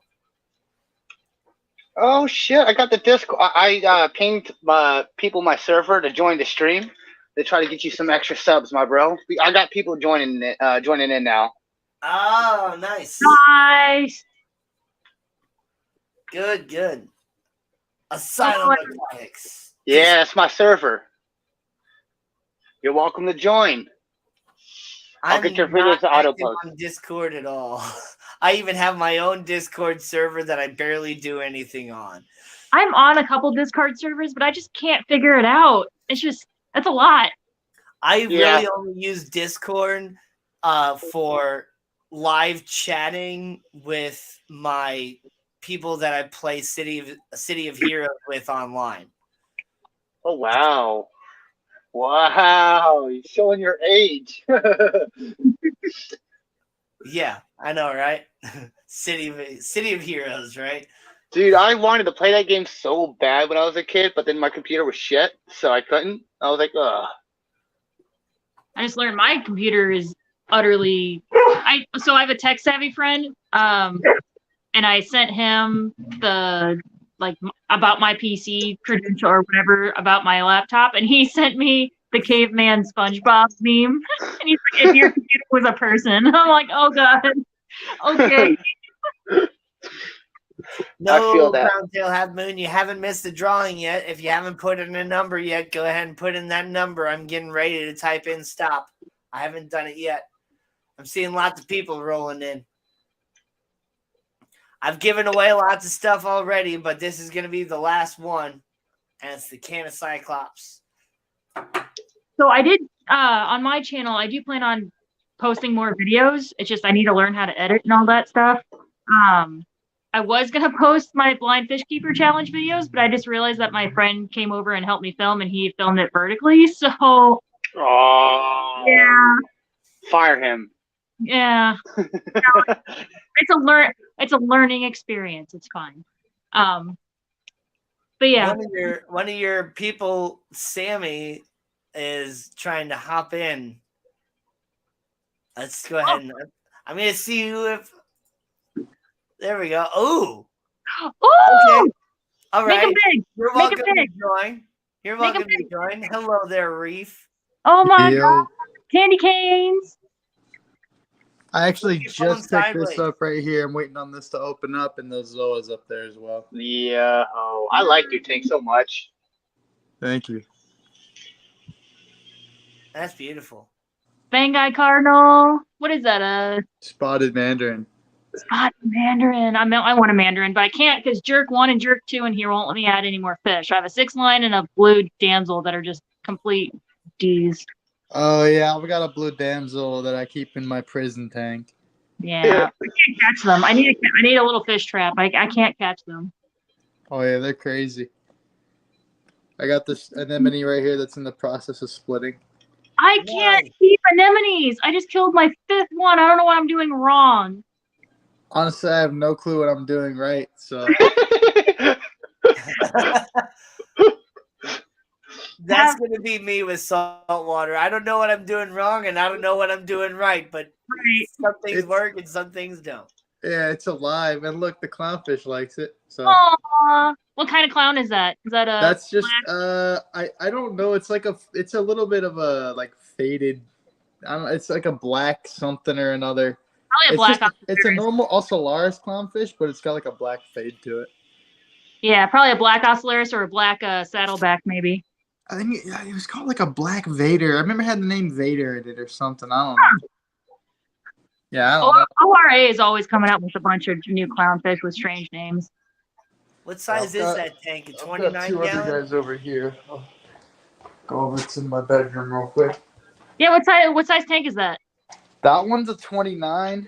Nice. And this one's a 12. I don't know. Look at hermit crab right here. Sump is a 29. Yeah, I don't have a huge tank, but there's these guys. These are the frostbite ocellaris. Oh, frostbites are so cute. Do you believe in magic? Yeah. Yeah, they're cool. They're hiding back there. Got a piece of the candy cane in here as well. Candy canes. I have a candy cane forest right over here. A bunch of zoas. Yes, Diane. They are. Waiting on them to They open. are asexual and they split. Yep. Most corals do. Yeah. Most sea life is much more advanced than freshwater life. So what kind of zoas did you get? Oh, Blackline Blenny. I have one. Where is he? He's in here. There he is. All right, I'm gonna go ahead and say stop and chat, and we're gonna get this. We're gonna get this giveaway rolling here. Did you ever find your Blackline Blenny aggressive? I've heard that they can be aggressive, but I've never had a problem with aggression. Mine is not too aggressive that I know of. He's aggressive towards me. Like he's got his mouth open right now, showing his fang because he hates me. Has he ever bit you? Because they do have teeth. No, he's never bit me, but you can see his little tooth right there. I don't know if the camera's zoomed in and out. You can't really see it that well, but my buddy told me recently that they actually have a bite that gives a similar effect to heroin. Oh, yeah, they have venom. Their rear fang, kind of like in snakes, they have their rear teeth have venom. Yeah, Same with like crazy. berry buddies. Yeah. So, I feel like everybody knows this, but I'm gonna go ahead and talk about it anyway because there's probably some people out there that don't. So, did you know that dolphins will actually like pass around pufferfish intentionally, like stinging themselves by biting them to get high off the pufferfish, and basically like the same way that humans will do like peyote circles and stuff? Yeah, Oh, yeah, I've heard shrooms, of that. yeah. I can see They puff past the pufferfish. that. Yep. Anyway, I got the random number generator up. I'm going to go ahead and share it on my screen here. Us mammals like to do crazy things. And let's go ahead and generate that number. 28. 28. Dang, I almost went 24. Let's look at the live chat here. Well, Puffer pass. Yeah, all the new people, don't forget to hit that like button and subscribe. We do these live streams. Well, Danny does these live streams every Saturday. Yeah. When did I say start? Here we go. Not usually set up like this. It's usually Danny and Biz talking about St. Louis fish keeping, but one of these every now and then would be fun. Yeah, I do these every so often. Normally I would have Drew up here, but doing the Enter the Fishing Matrix. But his mom is in the hospital right now. He had to potentially go back to St. Louis and stuff, so I just decided to cancel that and do my giveaway stream tonight. So. Oh, thank you, Scott's Aquatics. I only have 2 videos up, but I do plan on posting more. I just need to learn how to edit videos. All right, so let's see.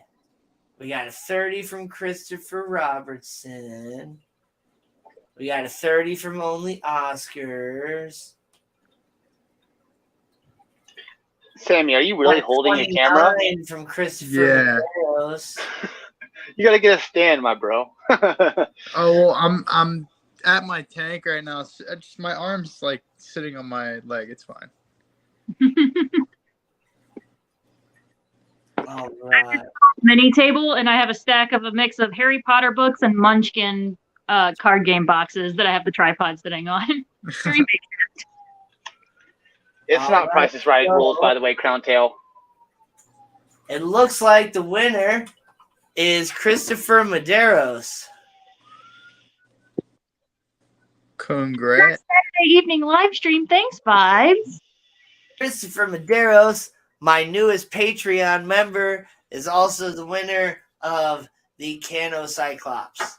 So, congratulations, and thanks for playing.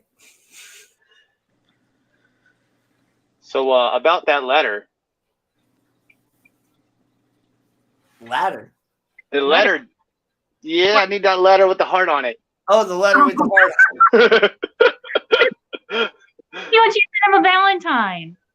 Yeah, a late one or an early one, depending on Shoot how me you look an at it. email and with your address and stuff, and I'll send you a glass box here, a guitar pick. You should make that Valentine a glitter bomb. Hold on, I gotta. Glitter bomb. Let me grab my guitar picks. You don't have glitter. I have glitter. I can lend you to make a glitter bomb. No, All right, no I'll catch glitter y'all later. bombs. Congrats Those on are the fun, giveaway. but... Peace out. Have a good one. Oh, later, Sammy.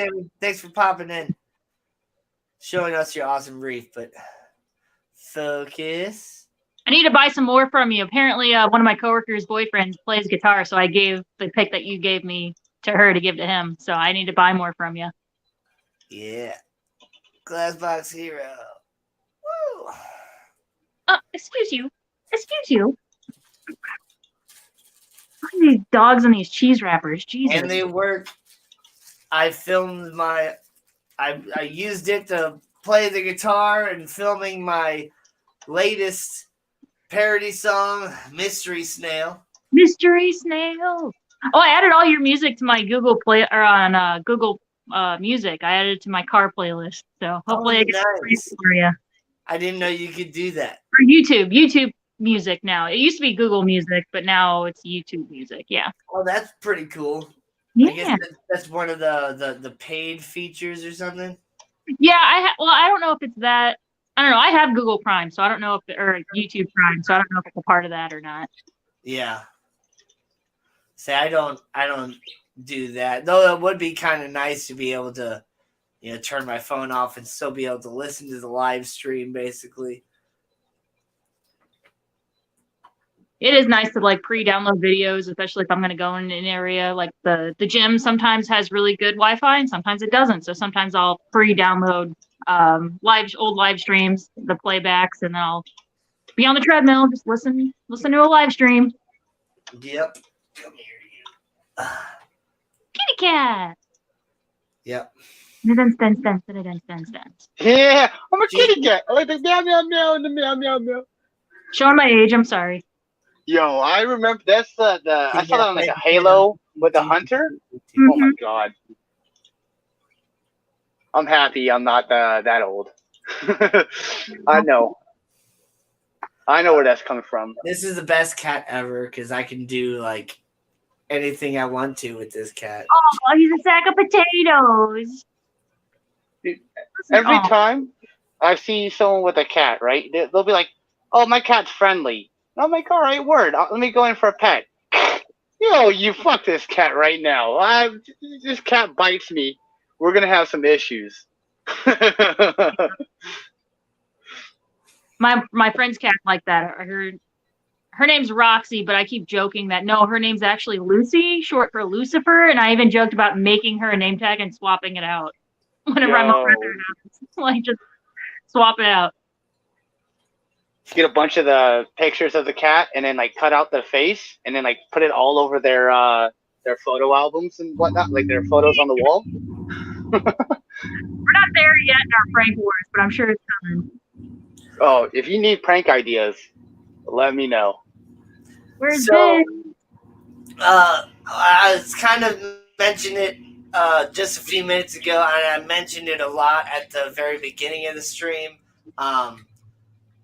So Fishy Biz Drew is he's in Houston on business, but he's working his way on coming back to St. Louis early because his mom fell and is in the hospital. Has like a minor brain bruise and some other stuff kind of going on.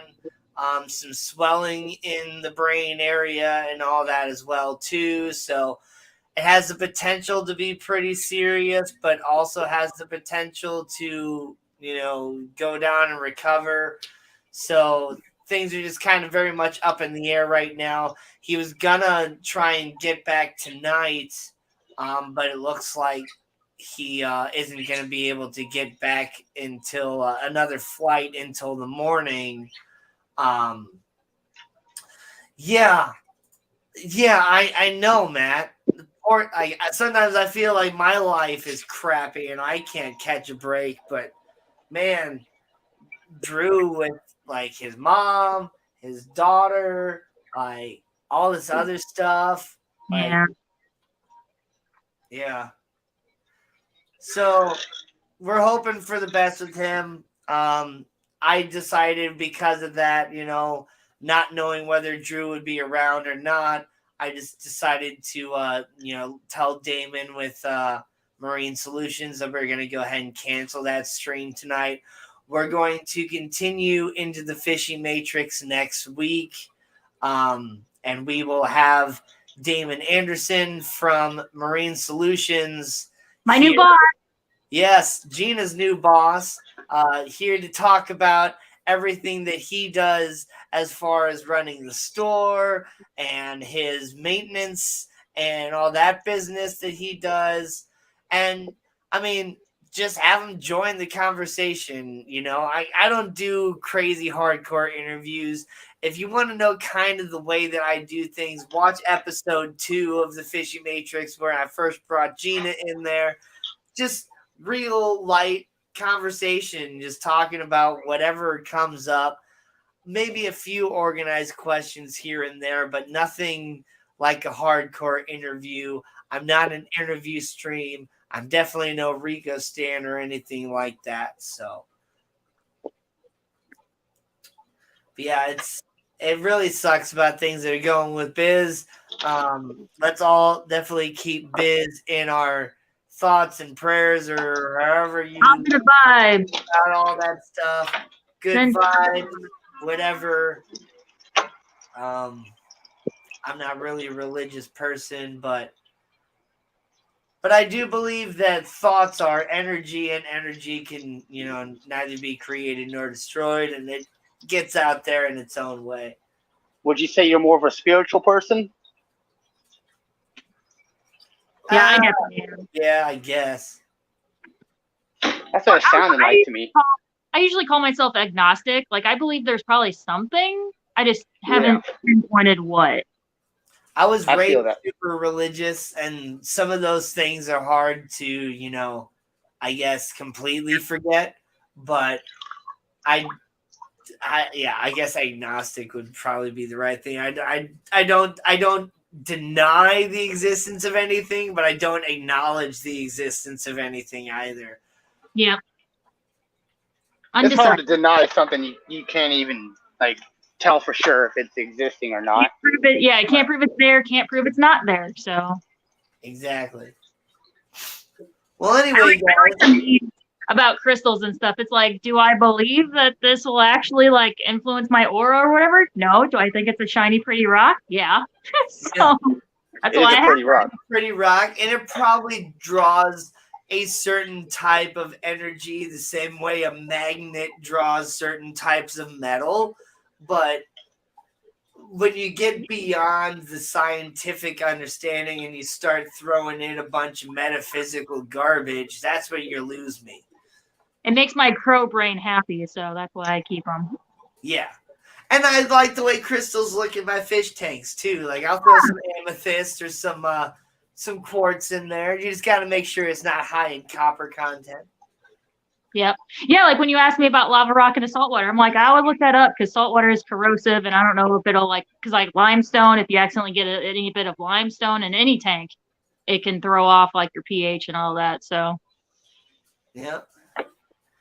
But no, I looked it up. And they said lava rock is good. It's not as porous as a lot of the other stuff they use, which that didn't make sense to me because lava rock is super porous in my opinion. You throw it in your fish tank, you just get bubbles everywhere. if anything, I would think it'd be too porous, like because I know like a lot of concretes and stuff, like it's porous, like the holes are smaller, so there's more surface area. So in my mind, lava rock like would be too porous, like not as much surface area as like a biomedia, like ceramic brick. Plushie giveaways are great. Everybody loves giveaways. Sometimes it doesn't even matter what you're giving away. Some people just like free stuff. Yeah, it helps. Any little bit helps. Everybody can use food. I'll give away experience in my server for the giveaways, like contests and whatnot. And people love that. I'm like, all right, word. Something I don't have to pay for and I can just give out. I like it. Consumables, yep. Give away consumables. Everybody needs consumables. Yeah, I think lava rock is awesome. And it's super natural and it's just awesome and beautiful. And you can use it for so many different things. Like, gosh, like so with my job at Schwann's, I go to all these different houses all the time, and so I just get to see all these people's different landscaping and things like that, and looking at how people use different stones. And some people like their fancy, like all white stones. A lot of people use lava rock. Some people use river pebbles and things like that. And so it's like I'm walking and looking at people's landscaping, and meanwhile in my head I'm like scaping fish tanks and stuff. Yeah. You know, you can get dragon rock from the Lowe's website. You can get like 44 pounds of it right now for like $65. Yeah. I bought some and I love it. Like you have to wash it out though, because like they don't like clean it out really all that well. So you gotta like wash out pretty damn good. But that I got, like, is the main difference between buying rocks for landscaping and buying rocks for aquascaping, and why you have to spend more money when you buy them for aquascaping, because they've already rinsed them like 100 times. So you only have to rinse it like 3 or 4 more times versus 103 or 4 times. An easy rinse on top of that. And like mine, I had to like take a hose and put the jet on there and spray it all out. Yeah, because a lot of clay and stuff will get built up on all the different holes and stuff within the dragon stone, and so you got to really beat that out. Yeah, even when you buy it from like certain like fish stores and stuff, it still has a lot of clay built up in it. Yeah, and like I was saying, you need it to be pure. Like you don't want any like limestone or anything that's going to mess up your water quality also. So you got to make sure it's that pure mineral and not a mix of different things. Well, the rocks that I showed earlier that are in my 60 breeder, I pretty much went to your Petco that you are leaving, and I bought all your guys' saltwater rocks. And so now I noticed I was like, who bought all the rock? Like, we usually don't sell a lot of it. Yep. So now you can go stock up more, and then I'll buy it all again. And then you can stock up more, and then I'll buy it all again. Yeah. So actually, today I actually just unloaded. We just got shale slabs and we got wonderstone in. Nice. Yeah.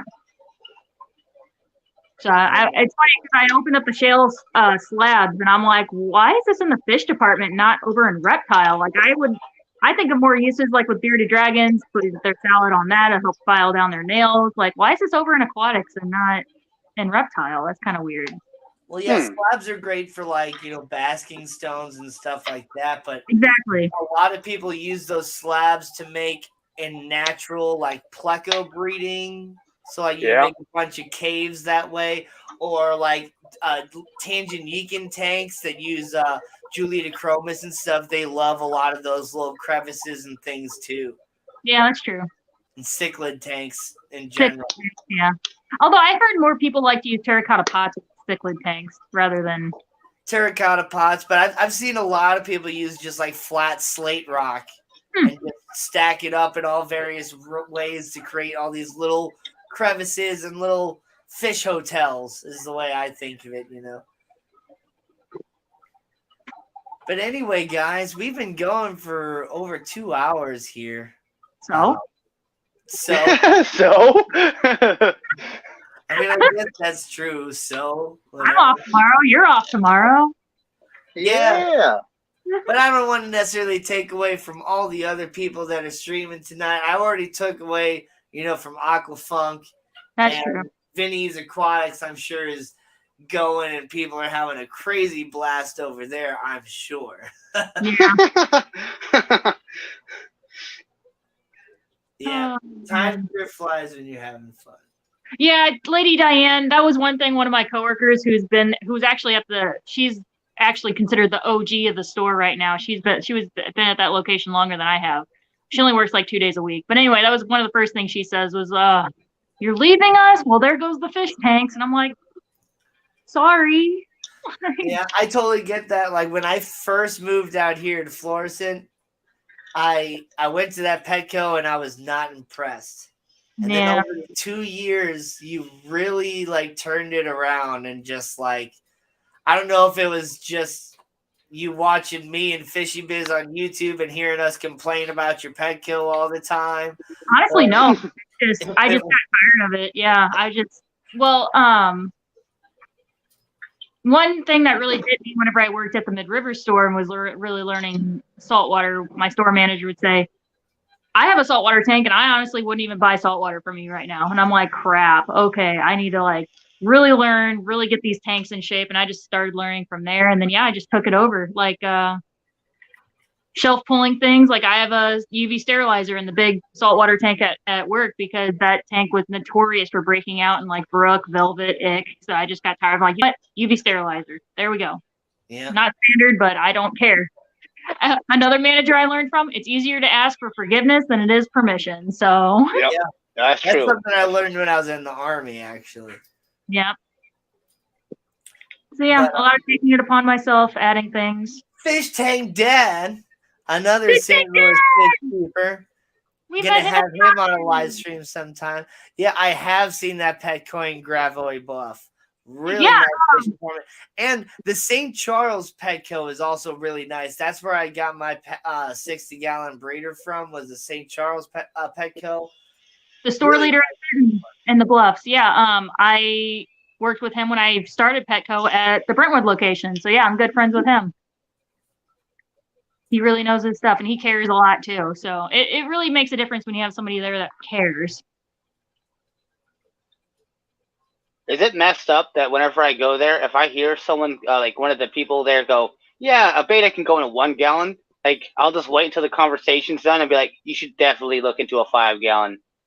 That beta will definitely like that 5 gallon more. Petco actually just had a lot of social media flack about that because on their care sheet, it even says like minimum tank size 1 gallon. And it's like the only big box store that has such a small tank as the minimum tank. So they're in the middle of changing that. So that's good. Like 1 gallon tanks, I almost feel like they shouldn't be sold. Like unnecessary. They're not that much smaller. With the employees versus corporate, it was like if it's not appropriate, why do we sell it? So we got rid of the beta falls. We got rid of the critter keepers with the divider in them. They're slowly making changes. But yeah, don't believe me, us employees are trying to tell corporate. Yeah, corporate don't really listen all that well. I know that. Yeah. Oh, it makes money? Well, we gotta sell more of them. Yeah.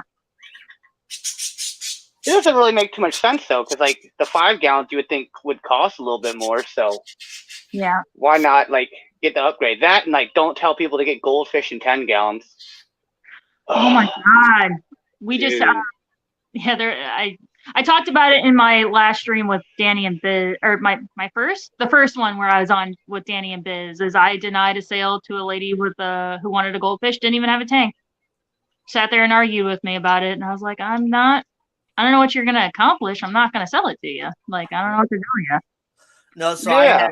it was hilarious. I had this one lady come in, like her and her friend, middle-aged lady. They were looking at all the different fish, talking about how they wanted like goldfish, and then they wanted this, talking about how they didn't want to put any work into it. They just wanted to like set it up and be super simple. And I was like, well, you can't really do that with any fish. And I tried to get them set up with like a betta fish, but I was still trying to, get them stuff that, betta actually deserve. Like I was trying to get her to get like a 5-gallon tank, get like a filter for it, a heater, get her all set up. Looking to spend probably like maybe $100 or something like that. But it's like, I'm just trying to really just get her to actually get the stuff that she actually needs. And she was complaining the whole time, just basically treating it like it was going to be some form of a decoration. Just wanted to get a betta and a little bitty bowl and just put it in there and just put it on her table and have it look pretty, sort of thing. And swear, like, she got. Do you keep your room at 80 degrees? So like, you gotta have a heater. I set her all up with that stuff. She gets up to the checkout and she just like starts putting stuff back and just basically ends up leaving without a sale. Like, blah blah blah blah blah. So I kind of go up to my cashier or whatever. I was like, I almost want to bet you money that lady's just gonna go right down the road to the Petco and just buy a fish and a bowl and spend the $20 or whatever that she wants to spend. And then she's going to leave there complaining about how we were like so expensive and trying to make her buy all this stuff that she didn't need or whatever. And what do you know? I got off work like maybe 10 minutes later than that. And I went straight up to the Petco. And as I was walking in, they were walking out. And I heard the one lady say, how much was that? It's like $25. Jeez, and that Pet Supplies Plus wanted to make you spend like well over $100. Like, we're never going there again. Like, it's like, okay, well, okay, I must not have been there. It's not even that hard. A 10-gallon with a nice, decent planted light, in my opinion. Like, you get some plants, throw in, if you want to go cheap, throw in some sand, like playground sand. Oh, that's easy. It'll literally cost you all, like throwing a sponge filter. That's probably less than $100 right there, and you set yourself up with way better success, in my opinion. Like the plants, and I love plants in my tanks. Like you see my shrimp tank, all the plants in there. Oh, plants are underrated. Get a decent plant light, tons of plants. Yeah, that's like that. I have a example 6-gallon setup. It's the Aqueon Edge Light, so it's a little fancier. Example tank, and it's all planted. I was telling Danny and Biz last stream I was on, I haven't done a single water change on that, and I set it up 3 months ago. It's just fantastic. It's a self-sustaining tank. I just top it off once a week, and I feed sushi and parsley once a day. Yeah. It's like, guess what? There's no sponge filters out in nature. There's no hang on the backs in nature. It's all plants. The tank that is the background of the stream and that I showed earlier with my pink flamingo crypts and all the flame moss and stuff, I've done one water change on it since I set it up. I mainly just top it off. It just, the plants just keep growing super well to where it's like, if the plants keep growing well, then that means that the water quality is good. So I don't have to do anything. Let's go to his question.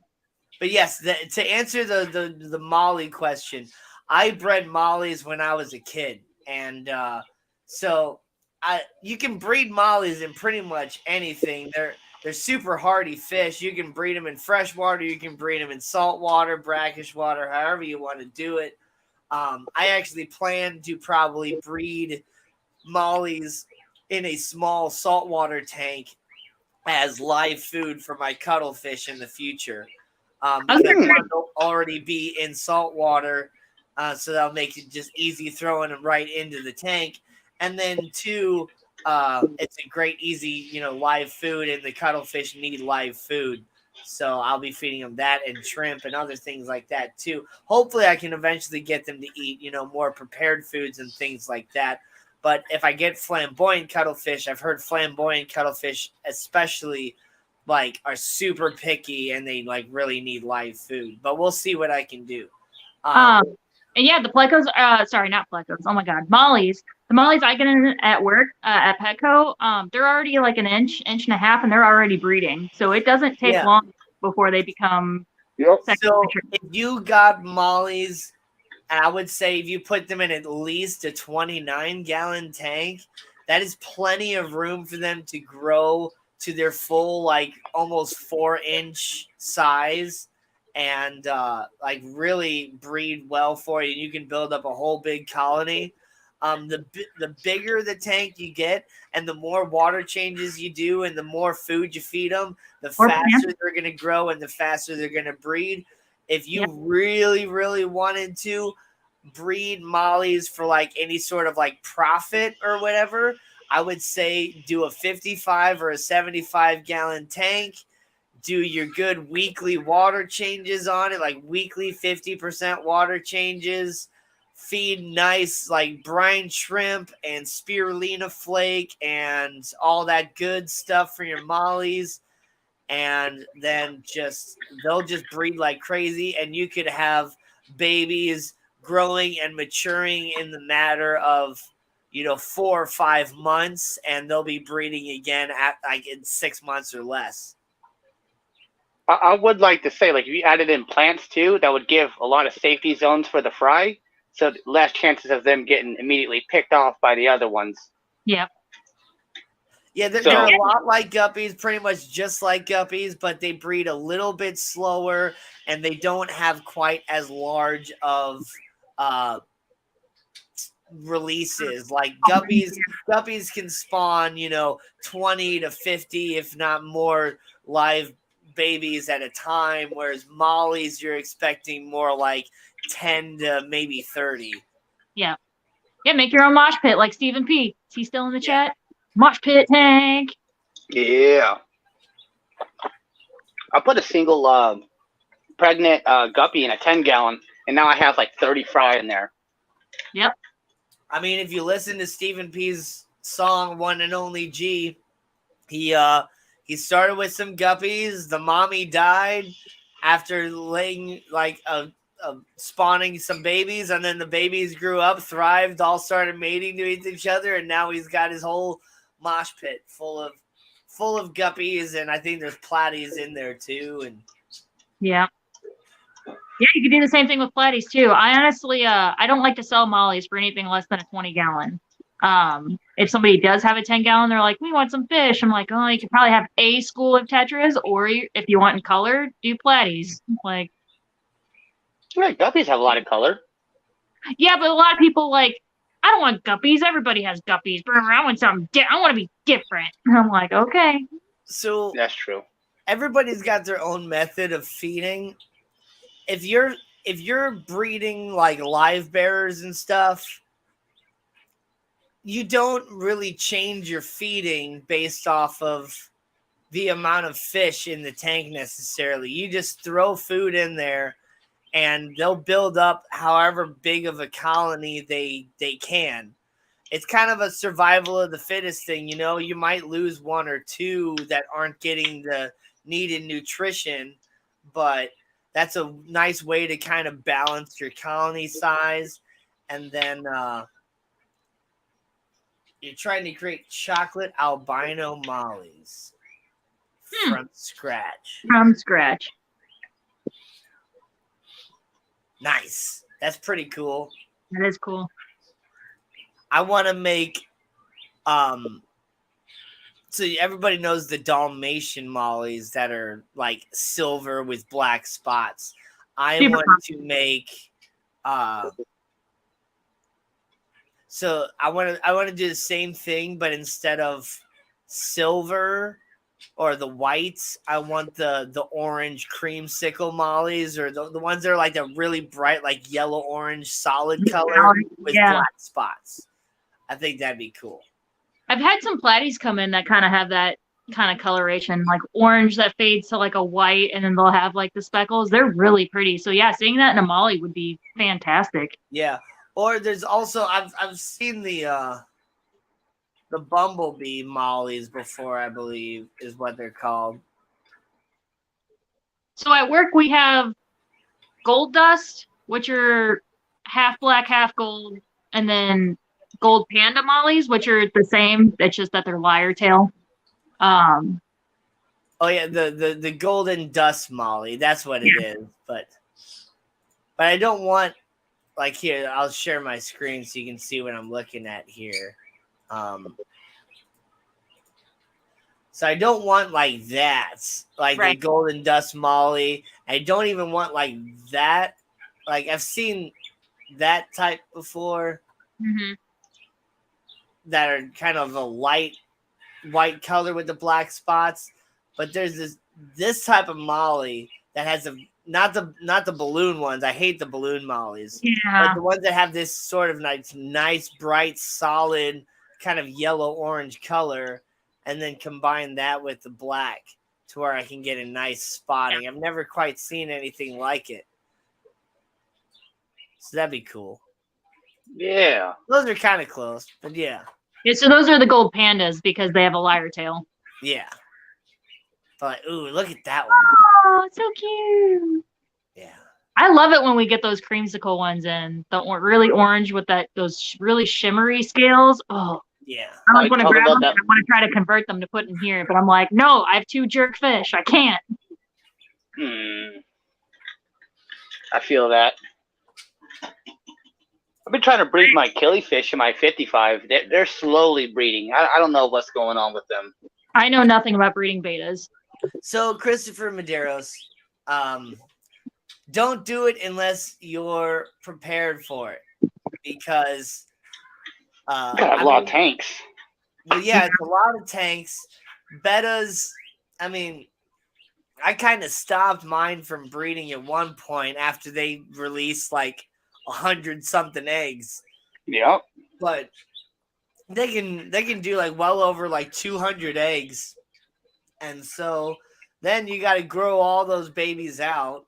Yeah. So you need really, really clean water, really clean, like light moving water, because they can't do like heavy flow like at all. So you need sponge like filter it out. Sorry. Sponge filters. That's really the only time I for sure recommend a sponge filter is when you're like breeding betas. Yeah. And then, yes, lots of jars, lots of space. Lots of water changes if you do jars. Lots of water changes. Like having people to sell to immediately honestly, as they're grown. You can properly breed and raise beta and have a full-time job at the same time. Yeah, that'd be hard. Because, I mean, they need food available, like, all the time. Yep. But not too much food because they'll overeat and then they'll have swim bladder issues and then they'll all die. Yep. But they can't have, like, no food available because then they'll, like, starve to death super fast because they have to eat, like, every, like, 2 or 3 hours. Yeah, just like any baby animal, they eat more often. Yeah. So it's not the actual breeding of the beta itself is not that difficult. Like getting them to pair off is not that hard. It takes a little bit of time and just kind of putting them side by side and seeing how they behave and if they agree with each other or not. But once you get those babies, that's where the real work begins, and that's when it becomes difficult. I've bred Betta a couple times, but I've never been able to successfully raise the fry up. Not saying that I couldn't do it. I know exactly what I did wrong now, but I just for sure do not have the time for it. It's a lot of work. A lot of work. That, like, what we're, like, you gotta have somewhere that you can unload them. Because once they grow up, like, what are you gonna do? You really you shouldn't keep them, like, in 1 gallons the entire time, even if you have a rack of them. Right. Ugh. And yeah, those baby Betta, they won't eat flake food. They won't eat the that powdered like first bites that like cichlids and stuff will go after. They need live food, and baby brine shrimp isn't even small enough for them. You have to get like vinegar eels, infusoria, which if you don't know what infusoria is, they're little bitty single-celled organisms that eat other single-celled organisms like amoebas and paramecium and stuff like that. Like you can't see them with the naked eye. They're microscopic. But your little bitty tip of a pen sized betta fish can see them just fine. Yep. Yeah, bettas are hard. They're a lot harder than you would think, I think, in my opinion. Yeah.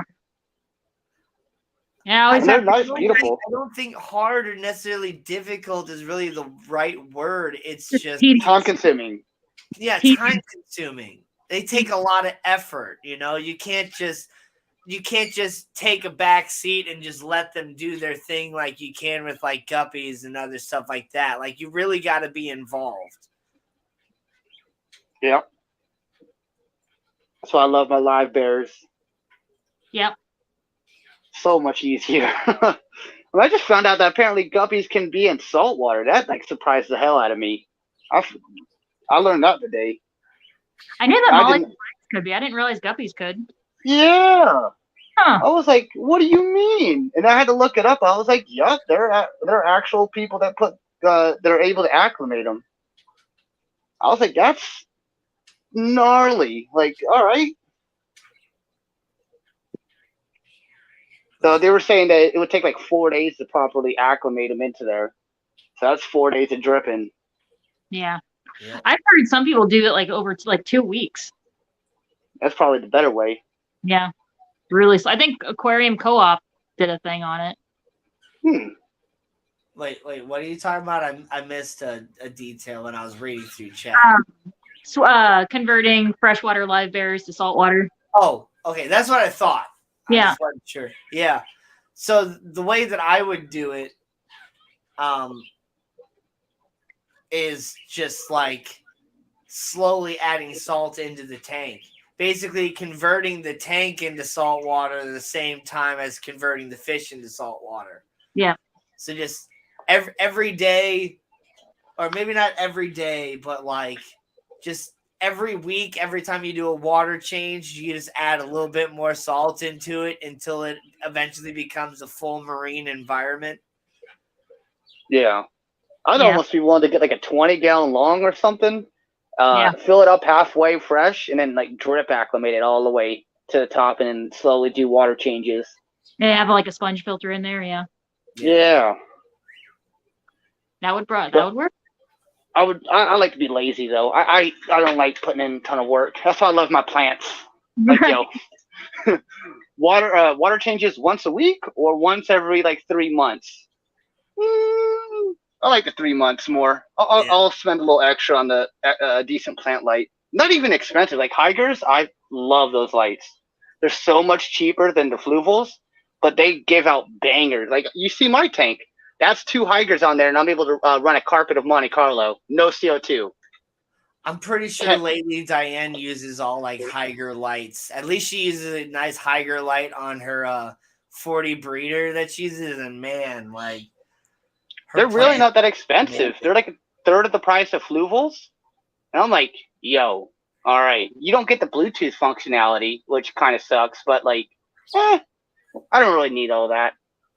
It has a timer built into it, so. Yeah. That's right. the big thing.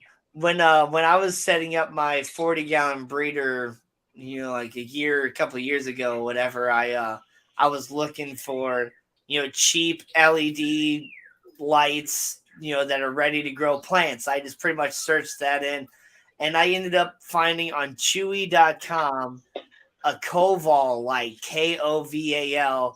I was like, okay, that must be like off-brand Fluval or something. And it was a 36-inch long light. I got it for $45 with free shipping. That's not And bad. it's got all different colors of LEDs on it, the pinks, the greens, the blues, the reds, and all that stuff. And it's got, even the switch so I can switch it over to all blue if I wanted to. But it's a really decent light. It's really lightweight, and I got it hanging from the ceiling.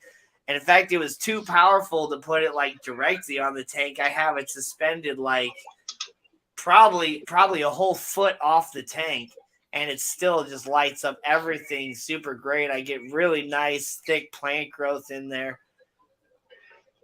On some of my lazy tanks, I use the cheap $20 LED 4-footers, and that's actually able to grow some of the more simple plants easy. Yeah. I mean, you can see that they're all planted, and I just throw my extra plants in there. I don't got room, throw it in there. Yeah. Honestly, that surprised me. I did not expect that cheap LED light to be able to actually grow plants. I mean, yeah, you can buy a cheap shop light. That's all that is. As long as it's in the right heat temperature, or light temperature, then you're good. In that 600 or 6,000 to 65,000 Kelvin range, you're good. And in fact, MD fish tanks, that's what he uses, is floodlights, shop floodlights. Yeah. And, I ordered 2 lights from his link that he uses, and I didn't know at the time that I was ordering lights that didn't even come with plugs. Oh. It's just the light with the wire that ends with open copper wire or whatever. And so I still got to buy some switches and some plugs and stuff like that to get it all hooked up. But I still plan to use those lights eventually.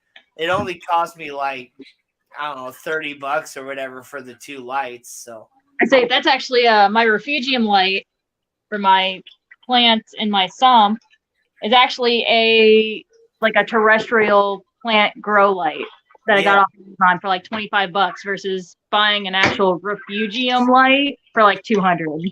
That's the type of light that I have in my closet growing my lemon tree. Yeah, it's just a little square meant to be outside, all red spectrum. Yeah. Mine's the full 48-inch long replacement for the fluorescent bars. It's huge. Yeah. No, this is LED. It's a little LED square with probably stop it 40. My dog is nosing the little table because it's food time and she's trying to tell me that. Nice. Mom. But Java moss,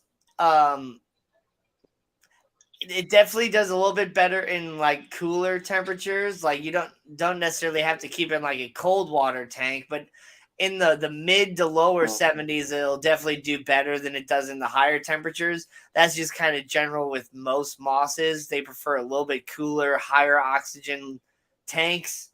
I concur. But yeah, I have it in that 6-gallon at work, and I have a Diane has grown some fantastic Java moss, so I would definitely listen to her. But low KH, just softer water is really good with mosses. But Java moss is pretty hardy.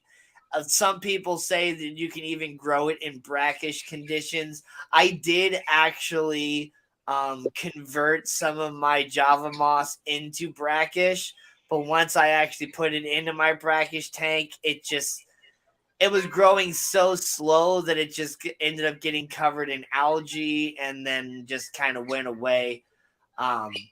But it definitely does better in softer water conditions. Softer, cooler water is what it really likes.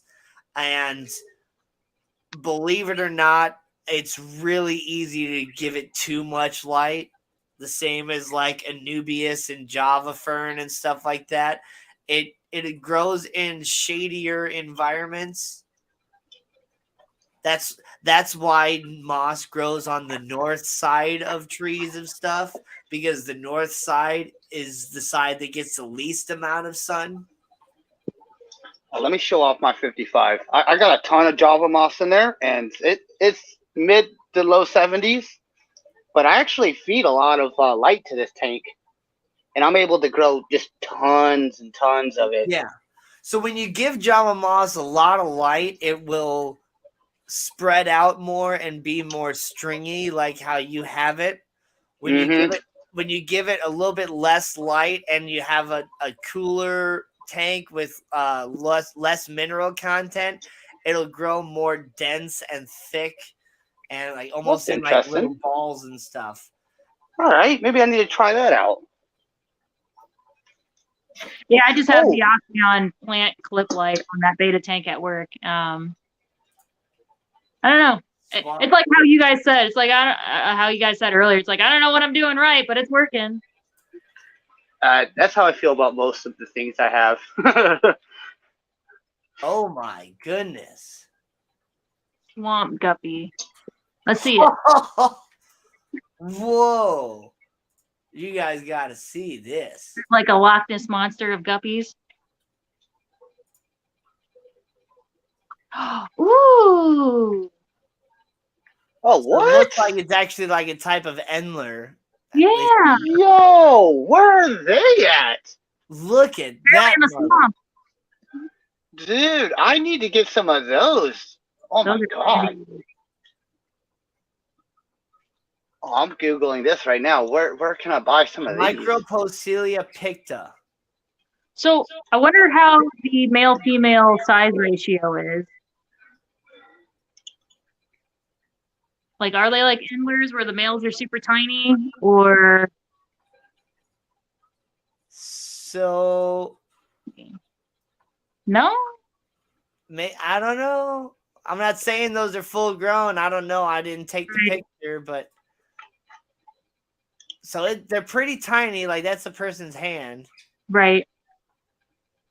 And it's called a micropoecilia versus a poecilia like a normal guppy. So that's probably like an inch. Guppy. Like, oh, look at them with the like hornwort or whatever behind them. Look at that. Dude. That's a gorgeous fish. That is. Thanks for pointing that out there, Patrick. Swamp guppies. I was telling somebody else that whenever I really started getting into saltwater at the Mid Rivers Petco, like ordering saltwater versus freshwater, like learning all the different species and everything, you go into the saltwater and you're like, oh, like Midnight Angel, All Black Angel, or all these different, cool sounding fish, and you look it up and it actually does sound cool. And then you go over to the freshwater order and it's like all the tetras that sound really cool, and you look them up and you're like, oh. Well, I mean, the names come from the people that discovered them most of the time. Yeah. And then there's also just like the marketing name. Yeah. And so those are actually really cool. Swamp guppies. Oh, yeah. There's like the tetra, the golden tetra. But they really only get an actual like gold sort of color if there's a specific type of bacteria that's in your fish tank. Yeah. Otherwise, they'll lose the gold and they'll just kind of turn like a silver color. Yeah. Yeah. They should really just be called the metallic tetra because they look metallic no matter what. But rarely are they ever actually gold. Right. Or you find a freshwater fish that just sounds lame, like swamp guppy, and then you look it up and you're like, oh my god, holy cow, it's gorgeous. Yeah. But guppies are boring. Everyone has them. Everybody has them. Those are dumb. I want to be different. Get a specially breed. I have no idea about scuds. I've never kept scuds. I've never seen a scud in any of my tanks. I know that Jess with manes, tails, furs, and fins has a bunch of scuds. But from my understanding of scuds, I would assume they probably would. Scuds no pretty idea. much destroy most plants, don't they? I have no idea what that is. If they overpopulate, they can, but I don't really see it being too much of an issue. A scud is kind of similar to like a sea shrimp. copepod, but it's bigger. They get even. I've seen scuds that have apparently even gotten up like big. Huh. Take a peek at the Mato Grosso Red Cherry Tetra. Mato Grosso Red Cherry Tetra.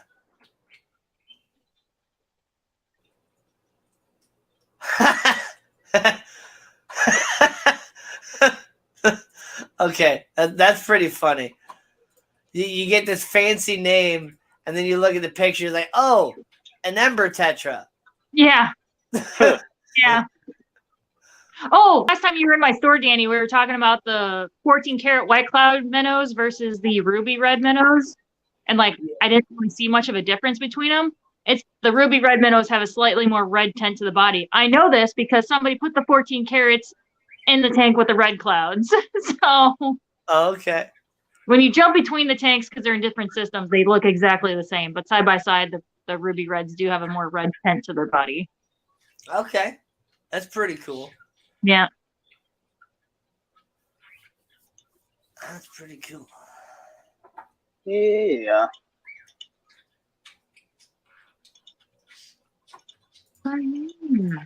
Cool. It's crazy to me how many people have problems with tanks, and I just throw stuff together, and it always just seems, for the most part, to work. Yeah. There's one lady who's been coming into my work. She just cannot keep like every beta she gets, her water is fine. It just keeps getting these freak sicknesses. Like one got swim bladder, the other one got like dropsy, like all these things that I'm like, you just like your tank is fine. It's literally you have awful luck. I don't know what to tell you. Like it's not Petco, it's not Pet Supplies Plus, it's not PetSmart. Because honestly, like I've seen the way that your Petco takes care of them. I've seen the way Pet Supplies Plus takes care of them. Like they do plenty of water changes. They feed them. They do everything that they need to do. It's just, these fish have been mass bred and they're in these tiny little bitty cups, and then they get shipped in this little bitty bag that's the same size as the whole thing holding my guitar picks. Yeah. Like, literally, they're in that much water, and then there's the betta fish in there. That's how they get shipped to the store. And so it sucks, because I go to that Petco and stuff, and I see these beautiful bettas, but it's just like you're going to be lucky if you can get that fish to live longer than a year. Yeah. And that's just how it is. Yeah. Lately, I've been having, elephant ears come in, and you can tell, like, they've got eye problems, like, almost like a cataract over their eye, and I'm like, sorry, dude. Yep. I try to treat you. I don't think I can treat you for this. Like, I think it's a genetic thing. Yep, there's genetic things. There's so much stuff involved, and it's sad, but that's just kind of how it is with these mass breeding projects and stuff like that. The only other thing I could think of is maybe bacterial, but it sounds more like genetics. Can you find swamp guppies, aka peacock? I've never seen it on the order, but I also don't look at the guppies because Petco Corporate is now on a guppy kick right now. They keep sending me red panda guppies and tiger inler guppy. Like, I don't have space for guppies. Like, any available tank that they could go in, I have guppies in that tank right now because corporate is just on a guppy kick. So, and another thing too, Patrick, after the mindset of a big box store like that, from a previous worker and current worker, previous worker, all that stuff. Guppies are pretty much one of the top fish that they sell. Like guppies and neon tetras pretty much is like the top two fish that these sorts of stores sell, and maybe bettas too. yeah, bettas at our store. But when it comes to the guppies, like rarely are people going into a Petco or a store like this looking for a fancy, specific type of guppy. Yeah. You have new fish keepers and kids and stuff like that they're just going to go straight to the mutt guppy tank, and they're like, I want that one with the yellow tail, and I want that one with the blue tail, and that's all they care about. It's a lot harder to, convince somebody that this guppy that looks just slightly different than this guppy is actually worth $4 more than this guppy. You might think this guppy is prettier, but this one has actually got much better genetics and all. Like, it's hard to convince a new fish keeper of that. So these stores aren't really buying specific guppies, and when they do, like, they don't do very well. Yeah. We have one customer right now looking for tiger endlers, and he pretty much buys them straight out of the shipping box. So I don't have to worry about putting them in my tanks. But very few customers. Most of my saltwater customers are like that. I order specifically for people, just because it's not good to have saltwater in those tiny tanks for very long. But yeah, freshwater most of the time. Most of the time people come in and they don't even know what animal they want. They come in and they're like, oh, how much is it going to cost for that? $300? No, let's do a fish tank. Fish are easy. And I'm like, and then they find out that to properly set up a fish tank is going to cost them about $300 too. And they're like, man, I just wanted to put a fish in a bowl. Yeah, exactly. Let's get a bird. And I'm like, cool. Do you use scented candles or perfumes or plugins? Well, yeah. Well, you can't use those anymore. And they're like, oh, what? What do you mean? I'm like, you're going to poison your bird. Like, it's a lifestyle change. Yeah. But yeah, that's what I was saying there, Patrick, when you were asking about, Gina getting them. I was like, ask Dan. Dan's fish is the one you want to ask. He can import fish from all over the place. And then not only is he going to import them, he's going to quarantine them for at least a month and all that, and really get them up to health and all that before he even sends them to you. So I would definitely get in contact with Dan's fish. Yeah, I can't even get simple stuff right now. Like, I have a customer wanting to set up his pond, and he wants not black telescope goldfish. We carry black moors on the regular, but he says you never see him because his liner is black. He wants orange or just different colored calico telescopes. Not available for me to order because, why would they be? It's only almost pond season. I just threw in some goldfish into my pond. Some cheapo 15-cent comets. Yeah. I'm like, I like them. I can't complain. Email Dan. I believe that's his email that I put in chat. Dan at dansfish.com. And he won't necessarily respond right away, but Dan's very good at responding to his emails. And I'm pretty sure he still reads all of his own personal emails and responds to them himself. He's a very, very good dude. So if he can't find them today or tomorrow, he'll definitely be on the look for him, and he'll let you know as soon as he can get them. Yeah.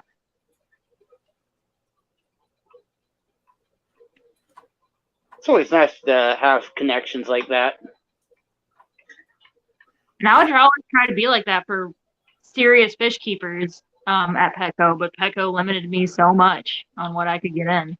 Yeah, I thought about applying to work with Dan at Dan's Fish, but one, I didn't want to move to Wyoming, and two, being that Dan's, a startup business, unfortunately, I don't think he would have enough money to be able to actually pay me a decent living to, do the things that I do and, work for him. Unfortunately, But I hope Dan's, having good luck finding, awesome workers and stuff like that. I unfortunately haven't really been paying much attention to what's been going on with him here recently. I know I watched the first couple episodes of, setting up the Dan's Fish Warehouse, but I haven't watched like any of his videos in months, unfortunately. I need to go back and start seeing what's going on with Dan's Fish. I've been looking for Kanoko shrimp for legit like 3 years. It's really a bummer. I can't find them. The closest thing I could find are red onyxes, and I still don't even see them really on sale all that often. It's a bummer. Those shrimp are so awesome, red and black. They're like red cherries with like black like spots on them. The Kanokos have like a lot of black on them, while the red onyxes have like a little bit. Right on. Oh. You gotta add to your collection. Gotta catch them all. Honestly, I'm waiting until LRB gets here and moves to Florida, and then he gets his shrimp acclimated to our water, and I'm gonna get some more shrimp from him. So hopefully, how much of his stuff is he taking with him? Because as far as I knew, he was like selling everything, including like all the fish tanks and stock and all that. But yep. I mean, I can't imagine he's not going to get back into shrimp, though, so it'll just take a little bit of time before he gets all his shrimps and whatnot back. Yeah. What about Papa Shrimp? Doesn't he breed or... I don't know. Check Papa Shrimp, check Joe's Shrimp Shack, and check with Motor City Aquatics. Yeah, I talk to Brian all the time. He doesn't have them, sadly. Yeah. Papa Shrimp, I don't think I've seen any of his streams have it. And Joe's Shrimp Shack, I'm not 100% sure on him. But, those three guys, though, I'm not necessarily even saying that they will have them, but they might potentially know somebody that does have them.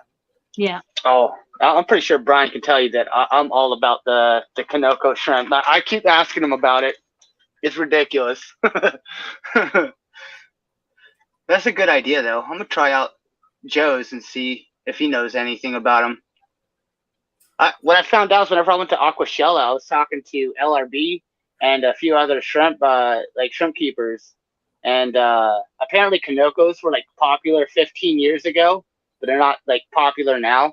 I was just like, man, why? Yeah. They're so beautiful. People aren't into spots right now. People are into stripes, Just wait 2 years, it'll change. You gotta love trends and stuff.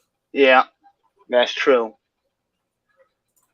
Like, I'd be willing to pay like $10 a shrimp, honestly. Get myself 10 of them. Hopefully get like 3 males and 7 females. Ugh. That's my dream right there. I'm kind of doing the opposite. Like, I kept a whole lot of different stuff when I was a kid. And so now as an adult, I'm trying to keep things that I didn't keep when I was a kid. But now I've like done all the African cichlids and things like that. Now I'm kind of bored with African cichlids to where like I just want to go back to keeping the fish that I used to keep when I was a kid. Yeah. But I'm going into something that one I never even knew was possible in like the normal like hobbyist area. Like I've been doing so much research on keeping cuttlefish, been actually finding some YouTube channels of people that have kept cuttlefish in the past and stuff. I was really hoping that was something that, wasn't already out there, but there's actually quite a few videos of people that have been keeping cuttlefish. So whenever you first told me about cuttlefish, I tried to search or whenever you told me about that, you have to buy them in eggs and then you have to hatch them. I YouTube how to hatch cuttlefish egg, and I pulled up all Subnautica videos, and I'm like, no, this is not what I want. Not the game. That was a pretty cool game. I got into that game for a while. Yeah. Oh, also, whenever I went to Marine Solutions yesterday, they had just gotten a shipment in. They actually had shark eggs lined up. And I meant to take a picture, and I didn't, and I should have, but it was really cool. I was like, dang. So, at Marine Solutions, I might be able to order your cuttlefish eggs. Yeah, I think that's what Damon was saying. Is like they come in every so often, and the prices have gone down over the years, too. So it's like, oh. Yeah. I was just going to order them myself because I was doing some like research online. You can get like a cluster of like anywhere from like 15 to 25 cuttlefish eggs for like $300. Like, that's not that bad of a price, really. Even if I only get like 3 or 4 of them to hatch, like that's still an awesome price. You want cuttlefish or vanilla? Right. That South Park episode still cracks me up. Yep, and that's the big thing is they don't last long. About 18 to 24 months is the average lifespan for a cuttlefish. That's not very long. So they're about the same as, like a killifish. So that is the goal, is to first create a really, really good, healthy saltwater reef environment. Get my corals and everything nice and happy and growing and all that. And then get cuttlefish eggs and hatch the eggs, grow the cuttlefish out, and then hopefully get breeding to where I'll end up with my own eggs. And then I'll just continue a cycle over and over and over again. And who knows, maybe I will be the Fish Fam cuttlefish dealer. Right. There we go. Oh my god. That'd be dope. That'd be so dope. Yeah, I know, right, Diane? But I mean, honestly, like a year to 2 years is a pretty long time when it comes to, keeping fish. Sometimes. I mean, at least in my life, like I don't know. In freshwater, it is longer than a few years. Saltwater, like my tank, I don't remember what day, but April, like my tank is now a year old. My tank is still considered a baby in the saltwater community. So, yeah. And freshwater, 2 to 3 years is a long time. Saltwater, it's not. Yeah. The corals grow so slow. So, yeah, an established, really mature tank is like 2 to 3 years old. Right. So it's going to take a couple months to get the tank established, and then it's going to be several more months to get those corals and things kind of built up and growing. For you. And then I'm hoping at least by this time next year, I have live cuttlefish in the tank. Yep. We'll make it happen. Yeah. We'll get there. We'll at least get one. It's definitely going to take some time. I'm not rushing into this. And just like any other tank, you can do it as simple or as complicated as you want to. I'm trying to do it as simply as I can by all the complicated stuff. Yeah. Well, like I said on the stream before, it's like I can grow my coral is growing fine, but I can't keep an anemone to save my life. Like I don't know what the heck I'm doing wrong, but clearly it's not that wrong. Otherwise, everything would be dead. I don't know. Yep. I don't know. But yeah, I'm going to take my time with it and just make sure I have everything I need. Because it's like, yeah, technically you don't need a protein skimmer. But a protein skimmer takes a lot of extra maintenance and stuff out of the way. So I'm getting a protein skimmer. Technically, you don't need a UV sterilizer. But it definitely helps a lot with different things. And if I'm going all in with cuttlefish, like I want to get a UV sterilizer. Like, yep. there's certain things you don't need, but I'm getting it anyway. Yeah. It's always nice to have one. Yeah, every piece of equipment has its pros and cons. Usually the cons is maintenance, but somebody had asked like way up earlier, I don't remember who it was, and we just kind of lost track of it in the conversation. They asked if I was going to do a sump for it, for my 40-gallon oh yeah, I remember seeing that. breeder. And yes, that is the plan. I'm going to be building my own sump. As I've been downsizing my freshwater fish tanks, putting some of my nano tanks and smaller fish in with my bigger fish and bigger tanks and stuff, I now pretty much have an extra 20-gallon and a couple extra 10-gallon tanks that don't have anything in there. So I'm going to take my 20-gallon long and take a couple extra pieces of glass from the 10-gallon tanks and basically make my own sectioned off sump underneath, and that's where I'll have like all the UV sterilizer and the protein skimmer and all that stuff underneath in the stand, and I'll have the heater and everything down there too. So the only thing you'll actually see inside the fish tank will be the power heads, and then the return and the inflow and the inflow and the outflow of the sump, and that's it.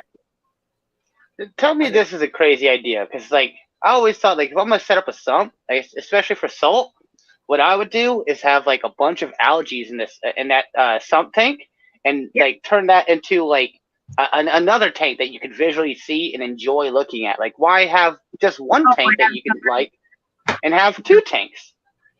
Like, well, yeah, but I mean, the way you're doing it most of the time is you're growing such a high volume of this algae to where you can't really see anything in the tank anyway, to where it's not visually appealing. So that's why I love it.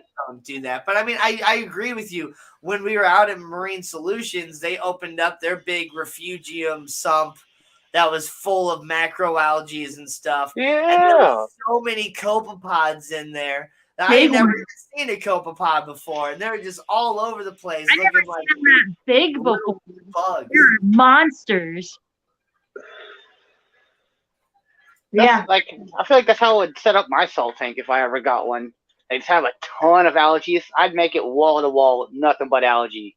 Just crazy amounts. I would like to look at that, because it kind of bums me out. There's not too many saltwater plants. Like, I've been trying to do research on them. And for what I think, there's a certain name for it, but only like 2% of plants are capable of going into like even brackish conditions. It's because a lot of people like tangs, and tangs eat everything, all the macros. But no, there are macros that you can buy, like from like Algae Barn and stuff. Danny, you were talking about, what is that, dragon's tongue? I think I actually have a piece of it at work that I brought from home before I had the two tangs in here and they ate everything. I could probably snatch that and put that in my refugium until you're ready for it. Algae Barn. I gotta look this up.